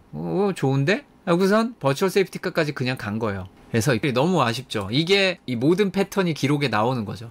이후는 둘이 계속 비슷해요. 여기 당연히 비슷하죠. 왜냐하면 둘 다 버추얼 세이프티카에서 이 하드 타이어 교체를 했습니다. 그런데 노리스가 여기서 또 타이어 교체를 한 반면 피아스트리는 안 했죠. 피아스트리가 안 했어요. 그래서 결국 버텼죠. 추월당했죠. 그 다음에 이 기록차 이렇게 나잖아요. 1초 차이가 나요. 둘이. 최소 0.7초에서 1초 차이가 나는데 이거를 여기 추월을 성공하는 동안 거의 4랩에서 5랩만큼 손해를 본 거예요. 그러니까 5초, 6초 손해를 본 거죠. 물론 5초, 6초 손해를 안 봤어도 노리스가 잡았을 거라고 장담할 순 없지만 노리스에겐 너무 안타깝다. 이때는 정말 랩타임 차이가 확실했고 피아스트리가 막을 방법도 없었다라고 생각하는 상황이고요. 다음은 페라리입니다. 자, 하드 스타트의 해밀턴과 실선의 르클레. 르클레가 처음 하드로 바꿨을 때는 해밀턴과 차이가 나요. 이것 때문에 다들 눈이 돌아간 거죠. 야, 기록 좋아. 바꿔. 만악의 근원입니다, 저게. 좋잖아요. 이러면 바꿀만 하죠. 이렇게 차이가 나는데. 안 들어간 타이어랑. 그런데 이상하다. 더티 에어가 좀 심해지니까 갑자기 이렇게 돼가지고 이럴 거면 안 바꾸죠. 이럴 거면 안 바꿨지. 네. 계속 이럴 줄 알고 이러고 갈 줄 알고 바꾼 거죠. 요로 갈 줄 알고 바꾼 거지. 이럴 거면 안 바꿨죠. 네, 그겁니다. 그래서 손해를 본 거죠. 요거는 모른 거예요. 이건 아무도 몰랐고 이걸 알았으면 따라서 피스탑을 안 하죠. 다들 모르니까 야야야 나도 해야 돼 하고서 이제 막 따라갔는데 알고 보니까 그게 폰지 사기였어. 막 거의 그런 느낌인 거죠. 나만 손해보는 것 같아 하고 막 적금 깨가지고 들고 가서 투자를 했더니 폰지 사기. 딱 그런 느낌이죠. 사기 치려고 한 건 아니죠. 예, 르클레도 피해자예요. 이렇게 될 줄 몰랐어요. 자, 그리고 르클레가 프리스탑을 하고 나서는 이 두 드라이버의 페이스가 비슷합니다. 언제까지? 르클레가 타이어 교체를 안 해서 그냥 하드로 버틸 때까지. 즉 이때의 르클레는 하드고 해밀턴은 미디엄인데 이 해밀턴의 미디엄이 생각만큼 그렇게 빠르진 않았어요. 보면은 5위, 6위로 비슷하죠. 그리고 5위, 6위에서 느낌이 오시겠지만 비슷해요. 그리고 해밀턴은 마지막 세틴트 순위가 18명 데이터 중에 3등이에요. 기록이 상당히 좋습니다. 이 와중에 알본 추월, 르클레 추월이 포함되어 있어요. 그런데 3등이에요. 잠시만요. 네. 오늘 갑자기 여름이 돼서 온도 조절을 하는 점 양해 부탁드리고요. 그런 점에서 해밀턴의 이 페이스가 무서웠고 이게 이제 르클레 넘어가고 할 때 해밀턴 넘어가고 알본 넘어가고 르클레도 넘어가고 이제 그런 장면인데 이게 넘어가서 에너지가 모자라서 느린 거예요. 넘어갈 때 아마 썼겠죠. 여기 두 번 추월할 때. 그리고 이 정도 속도가 나는 거였습니다. 그만큼 해밀턴의 마지막 페이스가 정말 빨랐다 라고 할 수 있고요. 자, 레드불입니다. 레드불은 공교롭게 2명 모두 폰지 사기에 넘어가지 않았습니다. 둘 다 피스탑을 하지 않았는데 베르스타펜은 선두고 뒤에 노리스가 안 들어가기 때문에 선택의 여지가 없었어요. 레드불의 전략팀이 딱히 잘했다기보다 베르스타펜은 선택의 여지가 없었고 츠노다는 하드니까 가는 게 정상이었어요. 하드니까. 투스탑을 하더라도 25랩 30랩 가져야 되기 때문에 하드 스타트면 그래서 혹시 모르니까 더 가야 되거든요. 원스탑 생각할 수 있으니까. 그래서 츠노다는 이게 정상이고 베르스타펜도 정상인데 아까 폰지 사기를 당한 드라이버들의 특징 보면은 여기 타이어 관리 안 되니까 들어갔잖아요. 그런 거 없잖아요. 베르스타펜은. 그래서 너무 좋았다. 츠노다는 하드를 안 들어갔다. 마지막 스틴트 같은 경우에는 그리고 이것도 느낌이 좀 오실 거예요. 츠노다가 앞에 차들이랑 배틀을 하거나 더티 에어 속에 있었던 것도 있지만 상당 구간에서는 그런 거 없었습니다. 근데 특히 여기는 타이어 수명 차이 때문에 어쩔 수 없다 치고 여기에서 이게 미디엄이고 이게 하드인 게 아니고요. 이게 하드고 이게 미디엄이에요. 예, C5입니다. 어떠세요? 여러분들 느낌? 같은 차 맞나 싶죠? 이게 뒤집혀도 설명이 되거든요. 이게 미디엄이고 이게 하드면 아주 자연스럽게 설명을 할 수 있어요. 이게 하드고 이게 미디엄이요? 교체 안 한 건가요? 아니요, 요때 한 거예요. 새 미디엄입니다. 그렇다고 합니다. 네, 적응 잘하기 바라고요. 자, 메르세데스. 또 여기 폰지 사기 피해자가 한 명 등장하죠. 러셀이 노리스 방어를 하다가 이 치솟는 랩타임에 안 들어갈 수가 없잖아요. 이게 안 들어갈 어쩔 수 없었다고 얘기하는 게 이거예요. 이렇게 치솟는데 어떻게 안 들어가? 그래서 피스탑을 하고 나오는데 요 정도 르클레가 달렸을 때보다도 느려요. 그러면서 러셀은 차에 뭐가 문제가 있나라고 생각할 정도였죠. 실제로 검사해봤더니 문제는 없었다고 합니다. 안토넬리는 하드 스타트니까 어차피 버티는 건데 그렇게 나쁘지 않아요. 그래서 이것도 맞아요. 이게 새 C4, 이게 오래된 C4. 그러면 이제 수명 차이로 이 차이를 설명할 수 있고 그런 비슷한 상태거든요. 타이어 교체 후에는 어땠을까요? 러셀은 여기서 하드 교체를 하고 여기 교체를 안 하죠. 그리고 안토넬린 미디엄인데 안토넬리도 미디엄에서 별로 빠르지 않았지만 그래도 아까 츠노다 베르스타펜과는 다르죠. 처음엔 좀 비슷하고 나중에는 조금 이 미디엄이 못 버텨 하기는 하는데 다르죠. 요 스틴트가 똑같은 상황인데 츠노다 베르스타펜, 안토넬리 러셀 이 과정이 비슷한데 다르다는 거를 그래프로 확인했고요. 다음은 가장 불운한 에스턴 마틴입니다. 무려 여긴 둘 다 피스탑을 했어요. 둘 다 폰지 사기. 달걀은 같은 바구니에 담지 마라는 그 투자 철학에 대한 얘기가 있는데요. 같은 바구니에 담았죠. 그리고 바구니가 떨어졌습니다. 안타깝게도. 그렇고요. 바구니가 떨어지면서 이 버추얼 세이프티카가 나오면서 여기 보세요. 하늘을 찌르죠. 좀 전에 봤던 동네 다 여기잖아요. 다 랩타임이 이 동네에 있는데 거의 모든 팀 혹은 평균 값보다 1초 이상 느렸어요. 여기 랩타임이. 그냥 열린 문 그 자체죠. 그러면 그냥 미디엄 쓰지. 그리고 마지막에 소프트로 쓰든가. 그게 맞지 않았나 싶은데 물론 이게 데이터도 없고 엔지니어 입장에서 선택하기 힘든 카드였습니다. 다음은 알핀. 또 알핀은 조금 아쉬운 게 이 가슬리가 그 폰지 사기 피해를 당할 정도로 상태가 안 좋지 않았어요. 콜라핀토랑 비슷한 상태인데 이걸 바로 사기를 당했거든요. 그리고 하염없이 느려지는 랩타임. 하드인데 점점 안 좋아지죠. 콜라핀토가 미디엄으로 버티고 있었는데 여기도 뭐 많이 안 좋아지고 늦게 피스탑을 하는데 어쩔 수 없었기도 해요. 이게 너무 안 좋아져서 이렇게까지 안 좋아지나 싶을 정도로 랩타임이 느려졌고 그래서 하드로 바꿨는데 그 하드도 빠르게 안 좋아지죠. 콜라핀토. 그리고 이걸 보시면 콜라핀토가 적응이 많이 필요하다라고 느껴지는 부분이죠. 타이어 관리가 안 된다. 이거는 루키들이 처음 적응할 때 제일 힘든 부분입니다. 그게 원래 이렇게 관리가 안 돼서 치솟아요. 이거는 어쩔 수 없습니다. F1 경험이 부족해서 라고 하기엔 작년에 좀 뛰었는데 어쨌든 가슬리는 여기서 이제 최선을 다해보지만 포인트를 따기에는 무리였고요. 콜라핀토에게 긍정적인 면은 마지막 스틴트에 가슬리와 비슷한 페이스를 유지해줬습니다. 적응했구나는 아니고 이제 연료가 적어서 그렇습니다. 연료가 적으면 이런 루키들도 큰 부담을 안 받습니다. 여기는 그래도 연료가 몇십 킬로그램 되니까 다른 거죠. 다음은 오콘과 베어먼. 오콘은 이거밖에 없어요. 차에 이상이 있고요. 베어먼 같은 경우에는 하드 타이어로 최대한 버티는데 바꿔서 말하면 오콘이 이 미디엄으로 참 관리를 잘했죠. 하드보다 관리가 잘 됐어요. 오콘이 관리를 정말 잘 해내다가 리타이어 했고요. 베어먼은 끝까지 버텼다가 하드로만 달리는데 이때 페이스가 장난이 아니었습니다. 전체 4위. 엄청나죠? 아무리 여기 교체한 하드가 한두 명이 아닌데 4위를 찍었고요. 실제 이 아래 그래프가 뭐 베르스타펜이랑 맥라렌 빼고는 없어요. 그만큼 하스의 가능성을 충분히 보여줬습니다. 업그레이드 있었잖아요. 이번에 대형 업그레이드가 있었는데 기대가 됩니다. 다음부터는 퀄리파잉 때 좀 일찍 나오자. 약팀이란 생각을 하면 아닙니다. 자, 레이싱불스. 자, 로슨이 안 좋은 테크트리를 탔죠. 네, 안 좋은 테크트리를 탔고요. 안 좋은 테크트리를 타면서 이렇게 기록이 좋지도 않았습니다. 하드로 교체를 했는데 오래 버티고 달린 아이작 하즈와 비슷해. 굉장히 우울한 상황이죠. 결국 여기서 피스탑을 했기 때문에 피스탑 시간만 손해본 로슨. 그리고 이때 하드로 둘 다 교체한 상황에서 랩타임은 비슷해요. 로스는 잘 유지를 해주고 하자는 속도를 냈다가 느렸다가 하는 거는 이게 배틀이 있는 겁니다. 배틀이 있어서 그렇게 된 거고요.